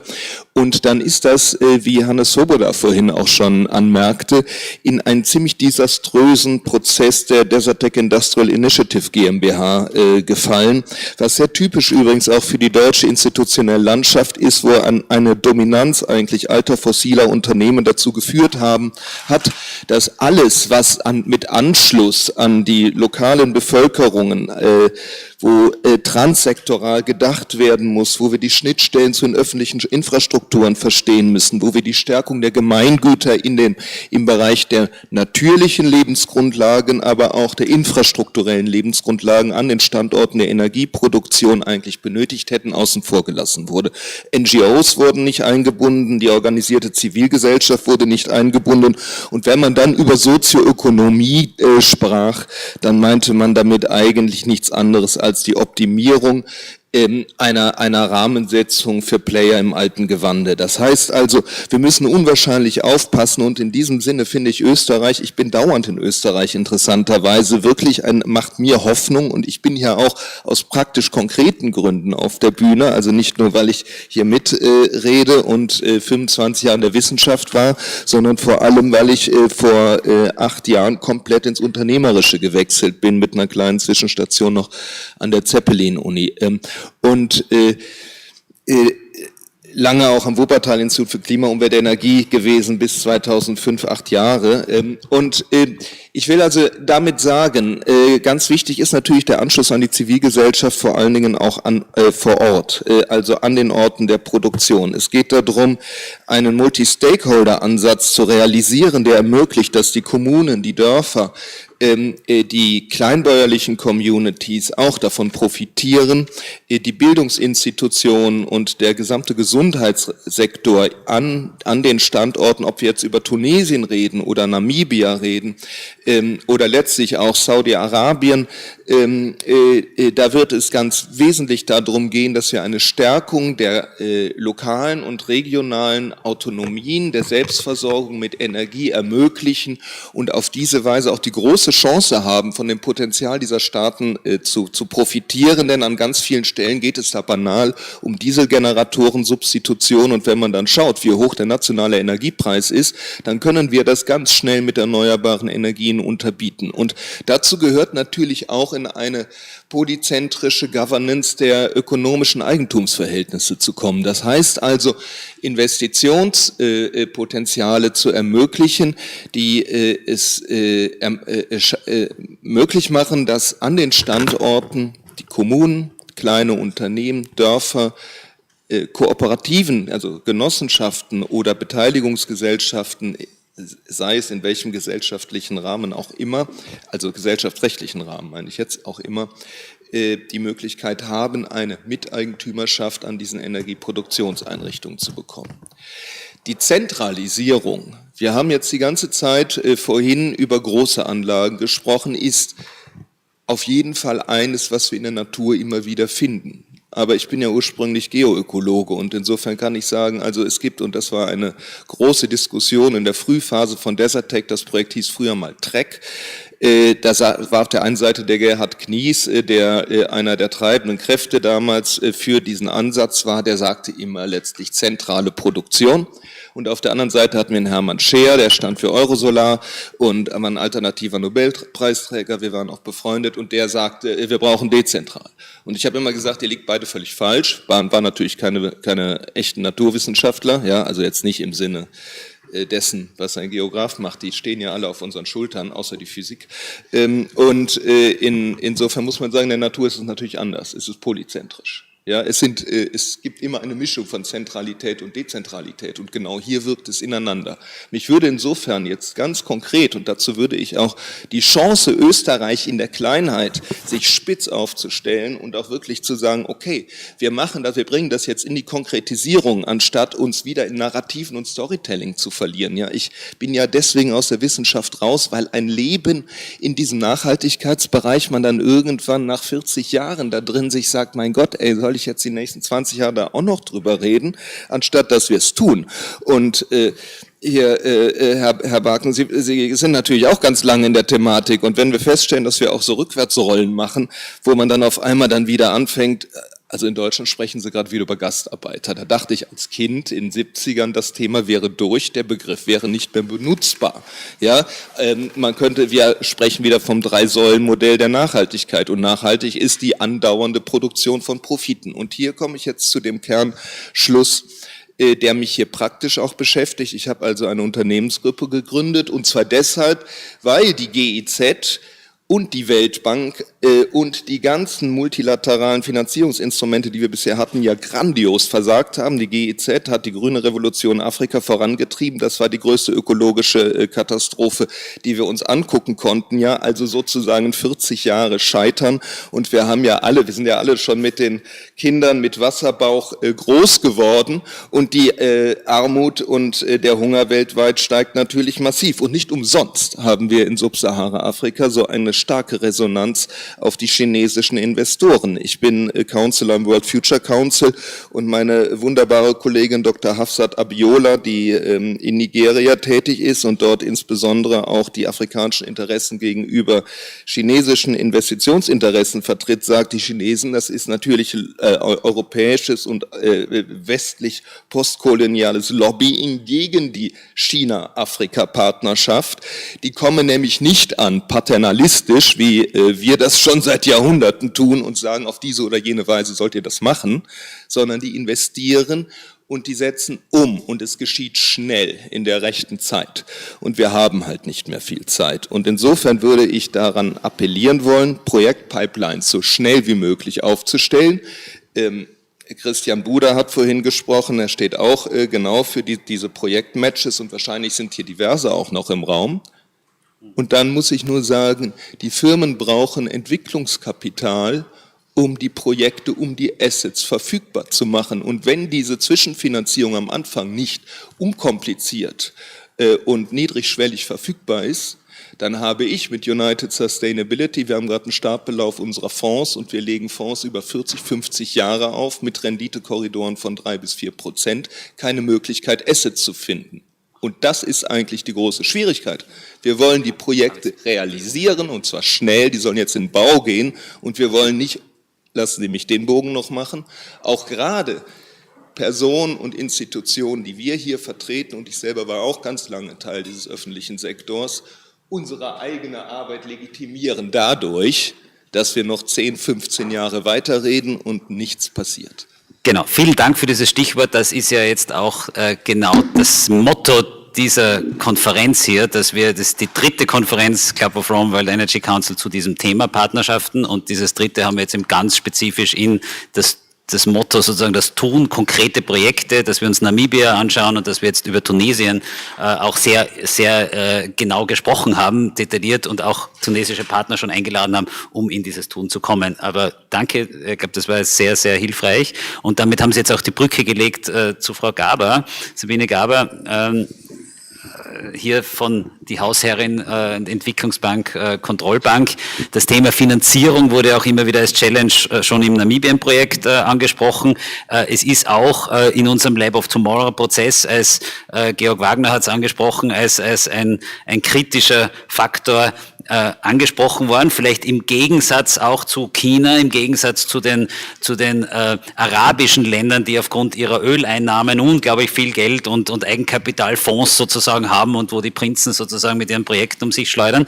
Also da haben wir hier die Herausforderung mit Tunesien oder mit Namibien und anderen Ländern und noch dazu, wenn wir dann genau das machen wollen, was Harald Weigl und was Sie angesprochen haben, dass wir kleinere Firmen da reinbringen wollen, die dezentralere, polyzentrale Solutions anbieten wollen, um die Leute an Bord zu nehmen. Die haben natürlich noch größer ein Finanzierungsproblem und da brauchen wir Haftungen, Garantien und so weiter. Frau Gaber, jetzt sind wir alle bei Ihnen und wollen Geldgarantien und was sagen Sie dazu? Ja, also grundsätzlich kann die Entwicklungsbank selber auch keine Fördertöpfe anbieten. Das muss ich jetzt gleich mal voranstellen. Wir arbeiten auch, wir refinanzieren uns auch über den Kapitalmarkt, arbeiten mit Bundeshaftungen der Republik Österreich und unsere Projekte, die wir finanzieren, basieren nicht auf Grant Monies, sondern das müsste sich rechnen. Beispiel, wenn jetzt eine Firma sagt zum Beispiel, ich möchte in Afrika einen Elektrolysateur bauen und ich brauche eine Finanzierung dafür, dann können wir das Investment finanzieren, sofern dieses Unternehmen, was ja keine Einnahmen per se aus dem Betrieb des Elektrolysateurs hat, können wir dann sagen, ja, dann musst du uns von deinen anderen Unternehmenseinnahmen den Kredit bedienen. Das heißt, wir machen ganz normale Bilanzanalyse, schauen uns die Firma an und wenn die Bonität des Unternehmens das hergibt, dann sagen wir, ja, wir finanzieren dir diesen Elektrolysateur, aber unter dem Verständnis, was ist der Development Impact im Land, wenn du diesen Elektrolysateur baust. Und dann werden wir natürlich näher hinschauen und uns überlegen, was ist der Mehrwert, wie viel lokale Wertschöpfung ist gegeben. Wir schauen natürlich auf den Mehrwert im Entwicklungs- und Schwellenland, nicht? Und wie es also Harald Weigl schon angesprochen hat, geht es auch dann darum, ja, es soll die Wertschöpfung im Land bleiben und wenn ein Land sehr stark von fossilen Energieträgern nach wie vor abhängig ist, ist es ja unser Ziel, dass wir dort erneuerbare Energieprojekte finanzieren, damit Klima kennt keine Grenzen, in Entwicklungs- und Schwellenländern zum ersten einmal ein Zugang zu sauberer Energie besteht. Das ist unser Grundmandat, weil wir vergessen hier immer, wir sprechen hier von Industrie und Dekarbonisierung. In Wahrheit geht es auch um ganz banalen Zugang zu Energie, um das tägliche Leben zu bewältigen. Das ist das eine. Das Zweite ist, was man auch nicht vergessen darf, wir haben die Ukraine-Krise mit dem Krieg, wir haben hohe Inflation, wir haben sehr steigende Zulieferketten, Wertschöpfungsketten, wo wir steigende Preise sehen, auch geschuldet durch angestiegene Inflation, die sich dann auf die Teuerung beim ganzen Stuff auswirkt. Wir sehen, wir haben die Wertschöpfungskettenproblematik, dass sich die Rohstoffpreise erhöhen. Das sind wesentliche Zulieferkomponenten. Wenn wir alleine nur in der erneuerbaren Energie sind, wissen wir alle, dass wir da Lithium brauchen. Wir brauchen ganz viel Kupfer und diese Rohstoffe, die sind ebenfalls ein Thema, die hineinspielen. Wenn ich sage, ich muss Wasserstoff produzieren, da brauche ich das Vorprodukt erneuerbare Energie, aber ich brauche nicht nur wenig Energie, ich brauche Riesenmengen. Das heißt, die Energieintensität ist so enorm. Daher glaube ich, dass mittel- und langfristig, vor allem in der Businesswelt, in der wir jetzt leben, also die Darstellbarkeit des Business Models sich leider wieder verzögert hat. Vor dem Ukraine-Krieg, kann ich mich erinnern, hat die EBRD schon sehr schöne Projekte am Tisch gelegt, wo man gesehen hat, okay, wie sich die Solarindustrie entwickelt hat, wird sich dann zunehmend jetzt auch natürlich durch den Ukraine-Krise steigende Gaspreise, macht Goldgräberstimmung natürlich nach Wasserstoff. Nichtsdestotrotz ist einfach die Grundsituation am Markt und vor allem in Afrika dermaßen schwierig, dass sich diese kommerzielles Hochfahren leider verzögert und noch einmal jetzt dann verschoben hat. Was jetzt dann man sagen kann, ist, was machen die Kollegen hier in Deutschland? Deutschland hat ganz einen anderen Druck als Österreich, hier die Industrie zu diversifizieren. Wir haben hier ein kleineres Land, ein Drittel ist Industrie. Wir haben andere Möglichkeiten, auch dezentral natürlich zu dekarbonisieren. Was wir aber schon sehen, ist, dass es da extreme Fördermittel gibt. Braucht man nur auf die Homepage schauen, der KfW, da gibt es 550 Millionen, also allein einmal für einen Entwicklungsfonds und für einen Wachstumsfonds. Das sind rein Grantmittel, Fördermittel, die also vom BMZ kommen, die von der KfW kommen. Und ich habe natürlich Rücksprache gehalten mit dem Kollegen von der Deutschen Entwicklungsbank, der bis dato auch noch kein kommerzielles, sich rechnendes Modell jetzt dann am Tisch gehabt hat. Sind Blendingmittel. Warum macht man das? Deutschland ist sehr stark angewiesen, hat sehr viel Industrie, Ammoniak, man braucht Methan und das funktioniert. Ja. Das heißt, es sind diese Power-to-X-Modelle, wo man sagt, ich kann also einfach diese Produkte vor Ort produzieren und dann exportieren. Aber wir haben einen Entwicklungsbankenhut auf. Wir wollen ja eigentlich die Wertschöpfung im Land, ja, im Entwicklungsland hebeln. Wir wollen Know-how-Aufbau dort machen. Wir wollen Kapitalmärkte nachhaltig aufbauen, damit sich diese Länder mittel- und langfristig unabhängig machen können, weil sonst haben wir natürlich bedingt auch durch die Klimakrise, wo wir alle wissen, dass es schon 11:55 ist, ein Riesenthema auch mit Migration. Wir werden wissen, wenn wir jetzt diese Klimaziele nicht erreichen, da wird es natürlich sehr große Umweltkatastrophen, Stranded Assets geben, verbunden mit Migration, verbunden mit vielen, vielen Themen. Deshalb glaube ich, ist das Vernünftigste, also aus meiner Sicht, dass man in Österreich hier den Zugang hat, dass man sehr stark fokussiert ist auf die Industrie und auf die Mobilität. Bei der Mobilität wird der Individualverkehr wahrscheinlich sowieso sehr stark batteriegesteuert bleiben. Und der Schwerverkehr, Flugverkehr und Schifffahrt wird sicher auf grünen Wasserstoff umgestellt werden müssen. Da gibt es keine Alternative.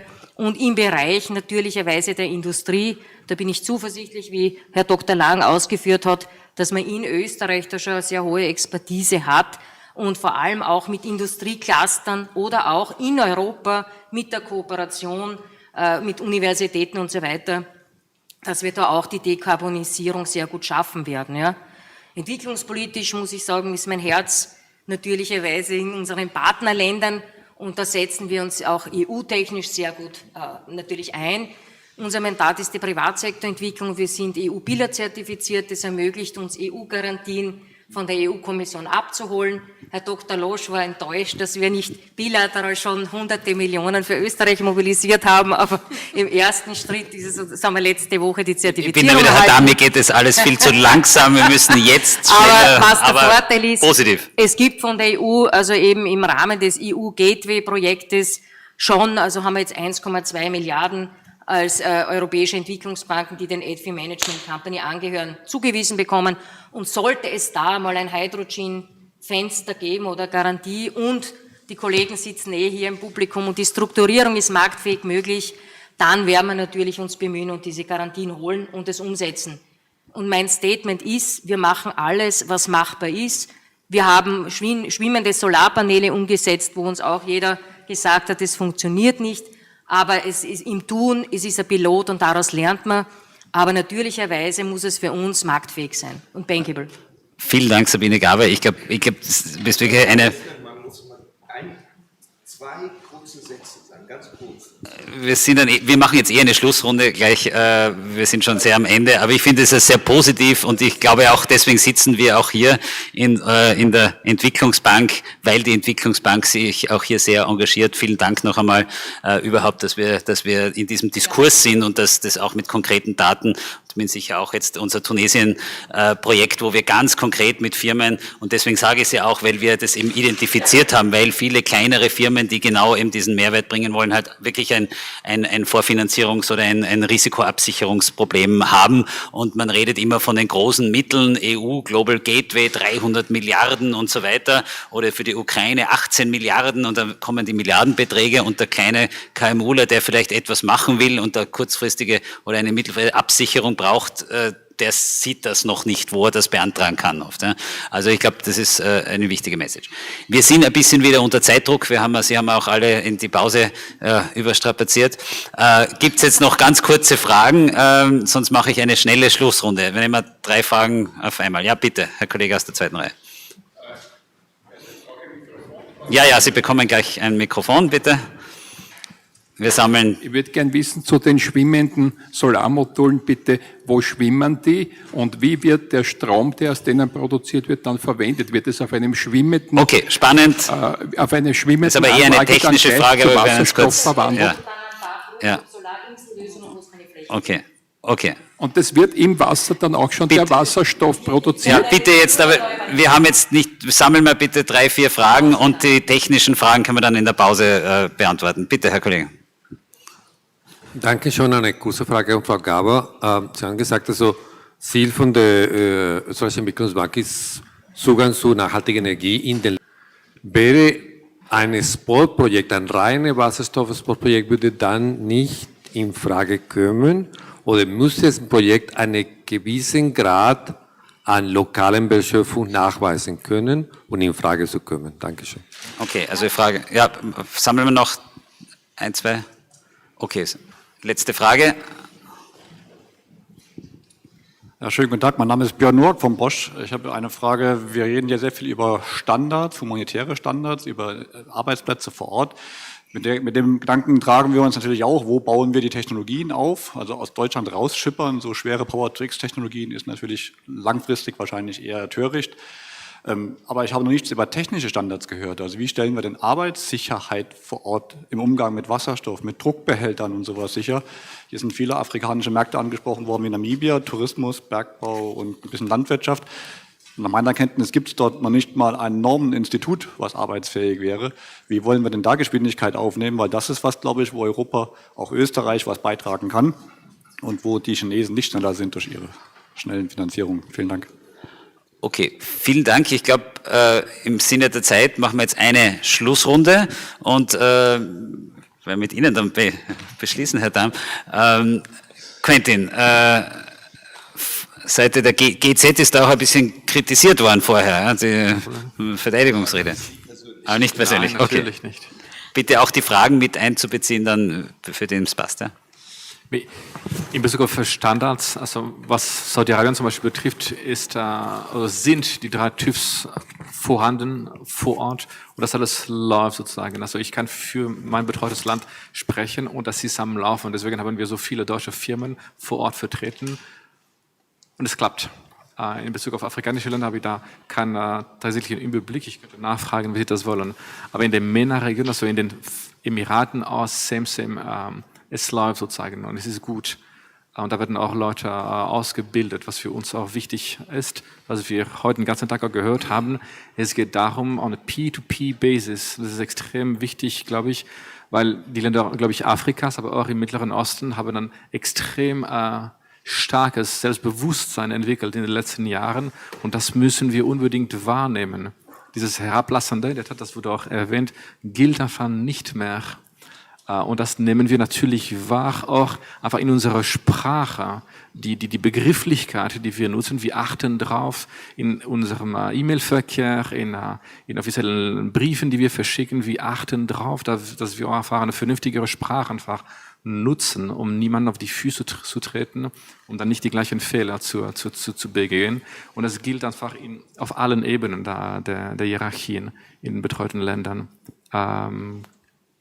Genau. Okay, danke, Quentin Blumert. Und ich glaube, du bist ja auch im Nachmittag dann auch im Workshop noch dabei, für die, die interessiert sind. Sabine Gaber, ganz bitte. Kurz machen, Impact ja, lokale Wertschöpfung ja.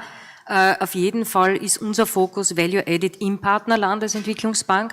Und die zweite Thematik, wir arbeiten immer zusammen mit internationalen technischen Konsulenten bei Pilotprojekten zusätzlich mit Universitäten.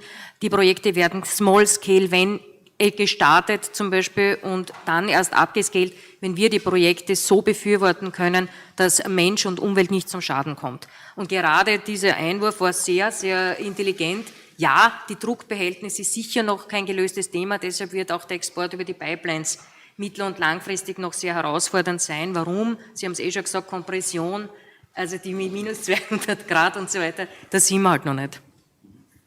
Danke. Elfe More. Ja, ganz kurz, erneuerbarer Wasserstoff, ein Teil der Lösung. Ich sage auch dazu, es ist nicht die Silver Bullet, also in der Diskussion manchmal und auch Goldgräberstimmung ist irgendwie aufgekommen, hat man manchmal so das Gefühl, so, das ist jetzt die Lösung für die Energiewende. Nein, wir brauchen einen riesigen Ausbau an erneuerbaren Energien, Potenzial überall ausschöpfen, wir müssen an Energieeffizienz und Energiesparen denken und ein Teil wird Wasserstoff sein und erneuerbarer Wasserstoff.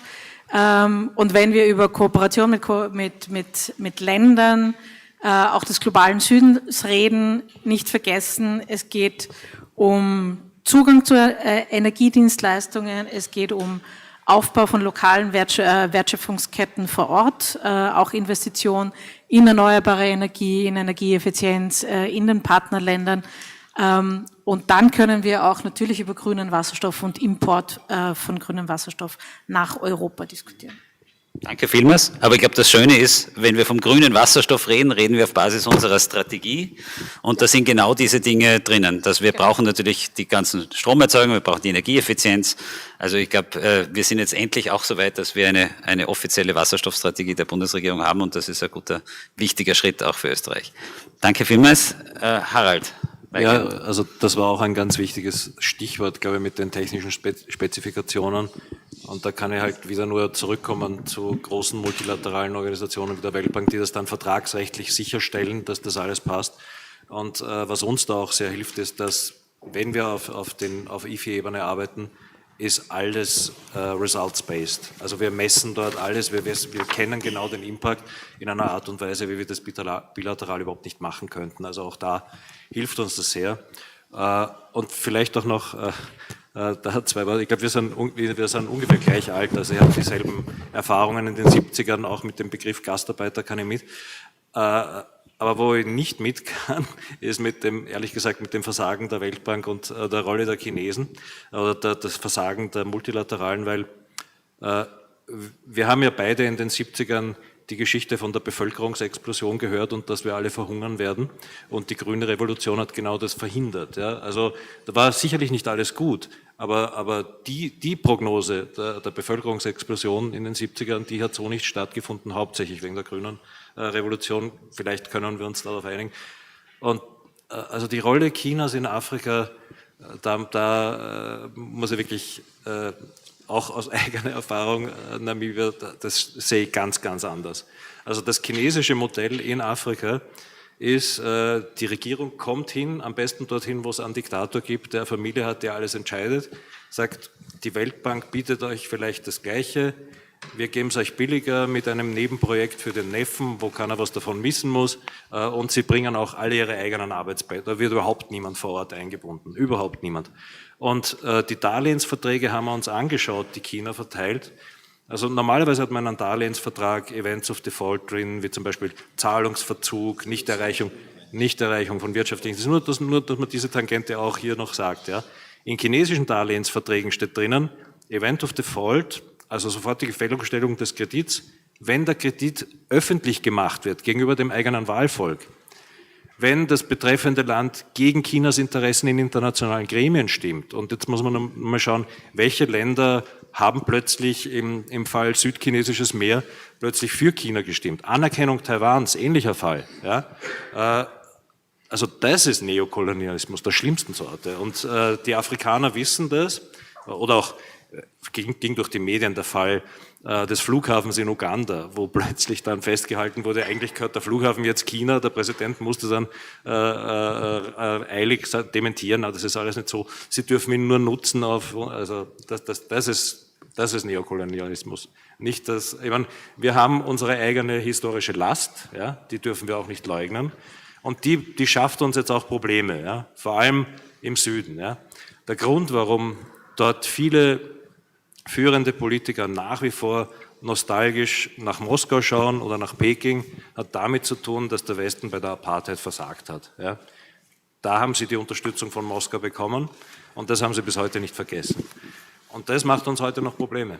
Aber dass China jetzt so die rosigen Helden sind, also sehe ich überhaupt nicht.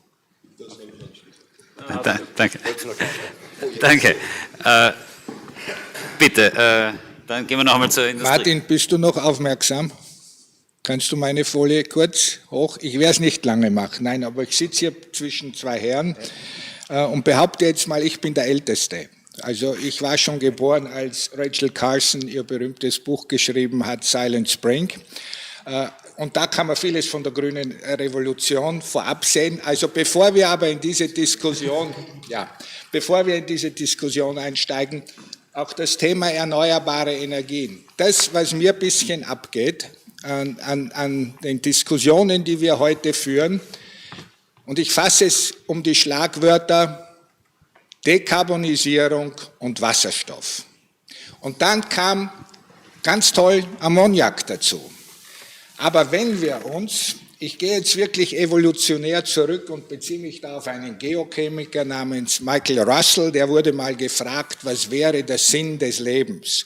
Und als Geochemiker hat er dann evolutionär geantwortet und hat gesagt, den Sinn des Lebens, das überlässt er den Philosophen, den Theologen, aber der Zweck des Lebens, wozu das Ganze, ist Hydrogenation of Carbon Dioxide. Hydrogenation of Carbon Dioxide. Worauf will ich hinaus? Wenn wir heute über HTA-Industrien reden und wir verwenden ein Wort wie Dekarbonisierung, dann ist das, ich sag's mal wirklich ganz klar, völliger Nonsens. Völliger Nonsens. Die chemische Industrie ist angewiesen auf Kohlenstoffe. Die Stahlindustrie, man muss nur, wenn Sie die hochwertigen Stähle herstellen wollen, mit denen Sie Wasserstoff transportieren, was schwierig genug ist, Eisen-Kohlenstoff-Diagramm und dann werden Sie wissen, was Sie brauchen an Elementen. Das Gleiche kann ich Ihnen über die Zementindustrie erzählen. Also worum geht's eigentlich?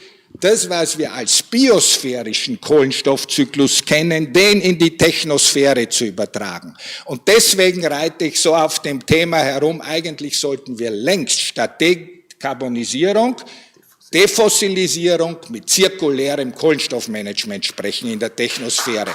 Das ist die eigentliche, und dann lösen sich andere Fragen, Dezentralisierung, Zentralisierung, in ganz neue Optionen auf. Und wenn wir über Transformation reden, glaube ich, ist meine wichtigste Botschaft von heute hier ist nicht das, wo Österreich Stärkefelder und so weiter hat und Club of Rome.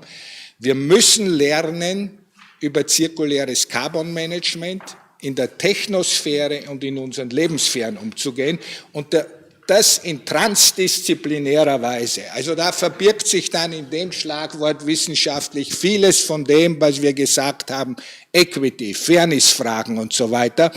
Am Ende sind nur mit dem Thema heute SDG 6, Wasser, SDG 7, Energie, SDG 9, Innovation und Industrie, SDG 12, Kreislaufwirtschaft, SDG 13, Klima, SDG 17, internationale Kooperationen. Also wenn wir die richtig verstehen, auf unser Thema heute heruntergebrochen, nicht nur Wasserstoff, sondern auch zirkuläres Carbon-Management, was übrigens aber hohe Mengen Wasserstoff und hohe Mengen erneuerbare Energien braucht. Und daher ist diese Afrika-Thematik für Europa so wichtig. Herr Professor, vielen Dank und auch die Belehrung, dass die Worte und die Sprache extrem wichtig ist, weil ich sehe mich da jetzt ertappt wieder mal, obwohl Sie wissen, dass ich es verstanden habe, dass ich immer wieder Dekarbonisierung sage. Ich meine natürlich Defossilisierung und zirkuläre Carbon-Prozesse. Aber es stimmt und die Schärfe der Sprache ist wichtig und in allen Diskussionen.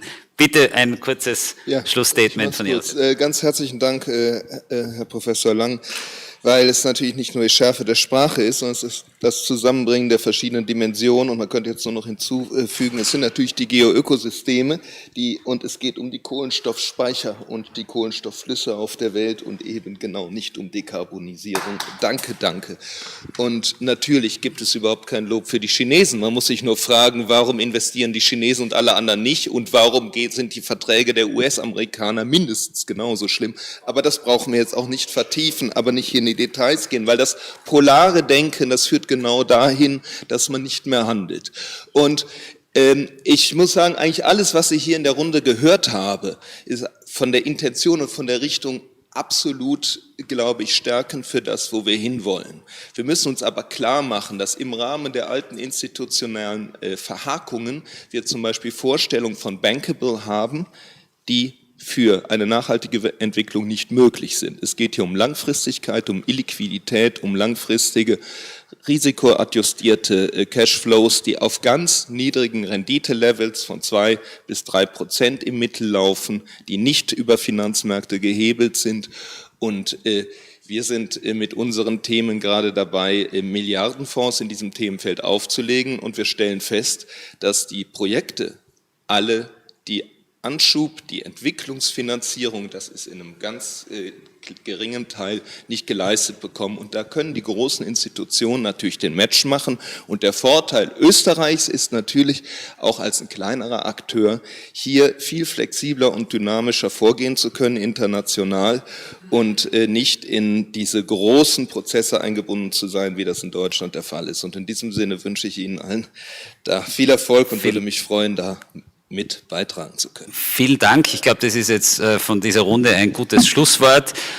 Ich möchte mich auch jetzt nochmal bedanken bei allen Beitragenden und ich kann nur ankündigen, dass wir versuchen hier als kleines Land mit Cup of Rome Beteiligung, World Energy Council, hier auch jetzt am Beispiel Tunesien mit diesem Lab of Tomorrow genau diese vielen Punkte abzuarbeiten und schneller zu sein, vielleicht Erste oft zu sein, nachzufragen, ob es nicht doch schon eine Förderung gibt oder ob man etwas machen kann, um eben den Firmen, die an diesem Prozess teilhaben und die etwas Gutes, Gemeinsames, Win-Win-mäßiges schaffen wollen mit Tunesien, die zu unterstützen und die ein bisschen im Fokus zu haben und die zu begleiten. Ich glaube, das ist für mich die Message. Deswegen auch jetzt diese institutionelle Runde, die jetzt ein bisschen weggebracht hat vom tunesischen Thema, aber ich glaube, sehr wertvoll war, sowohl in technischer Hinsicht als auch jetzt in institutioneller Hinsicht. Ein Programm steht jetzt, ich glaube, Schlussworte oder Conclusion von mir. Ich werde jetzt aber keine inhaltlichen Conclusions weiterziehen, sondern Fritz Hinterberger, unser Vizepräsident des Cup of Rome, möchte jetzt noch ein paar Worte sagen und vor allem, glaube ich, wie es weitergeht Richtung Nachmittag. Genau. Sollen wir uns schon nach unten... Ich mache es ganz kurz. Bleibst hier, dann bleiben wir noch hier und... möchte mich nur ganz herzlich bedanken bei Martin Hoffmann da hinten, der das Ganze überhaupt möglich gemacht hat. Ich glaube, alle, die hier sitzen, so, haben mit dir zu tun gehabt. Auch bei Lisa Marie Weidel, die dafür sorgt, dass das, was wir hier diskutiert haben, nicht nur hier, sondern auch außerhalb bekannt wird. Michael, dir natürlich für die inhaltliche Vorbereitung und World Energy Council, tunesische Botschaft, alle, die uns geholfen haben und natürlich die Österreichische Entwicklungsbank, dass wir wieder hier sein durften. Wir haben ja vor 1,5 Jahren ungefähr hier angefangen mit dem Prozess und sind schon einigermaßen weit gekommen, aber der ist sicher noch nicht beendet. Ich spare mir die Zusammenfassung. Ich tue es auf die Website und auf den Newsletter. Wir sind, glaube ich, schon eine Dreiviertelstunde drüber und da stehe ich nur mehr zwischen uns und dem Buffet. Ich würde einen Hinweis noch machen und eine Werbung für den Club of Rome. Mir hat eine Nebenbemerkung von Daniel Dahm gefallen, dass für ein polyzentrisches Vorgehen, dass wir das brauchen und dass gerade das eine Chance ist für Österreich. Wenn man nicht sozusagen in dieses polare Denken zurückfällt und wir sind die Kleinen, das passiert uns natürlich viel zu oft in Österreich. Wir haben viele Fragen sind aufgeworfen worden, wir waren uns oft einig, oder ihr wart, Sie waren sich oft einig. Wir haben viele Fragen, die noch ausdiskutiert gehören, aber bitte nicht sozusagen den Zug aufhalten, sondern sozusagen während wir die Schritte gehen, dann kann man es auch besser diskutieren. Wenn wir als Club of Rome dabei eine Rolle spielen können, sollen, dürfen, dann machen wir das bitte gerne. Und wie schon erwähnt, es gibt heute Nachmittag, wir haben da persönlich eingeladen, wenn noch jemand interessiert ist, in einem kleinen Kreis einen Workshop hier im Haus, dann sprechen Sie uns einfach an und wir erzählen gerne mehr. Es ist jetzt schon knapp, aber wenn das ist, und wir werden Sie auf jeden Fall weiter auf dem Laufenden halten. Nach diesem Food for Thought, es gibt da hinten noch sehr viel Food for the Body. Auch dafür Dank an die Österreichische Entwicklungsbank, die uns dazu einlädt und noch uns allen in allen spannenden Diskussionen beibringt.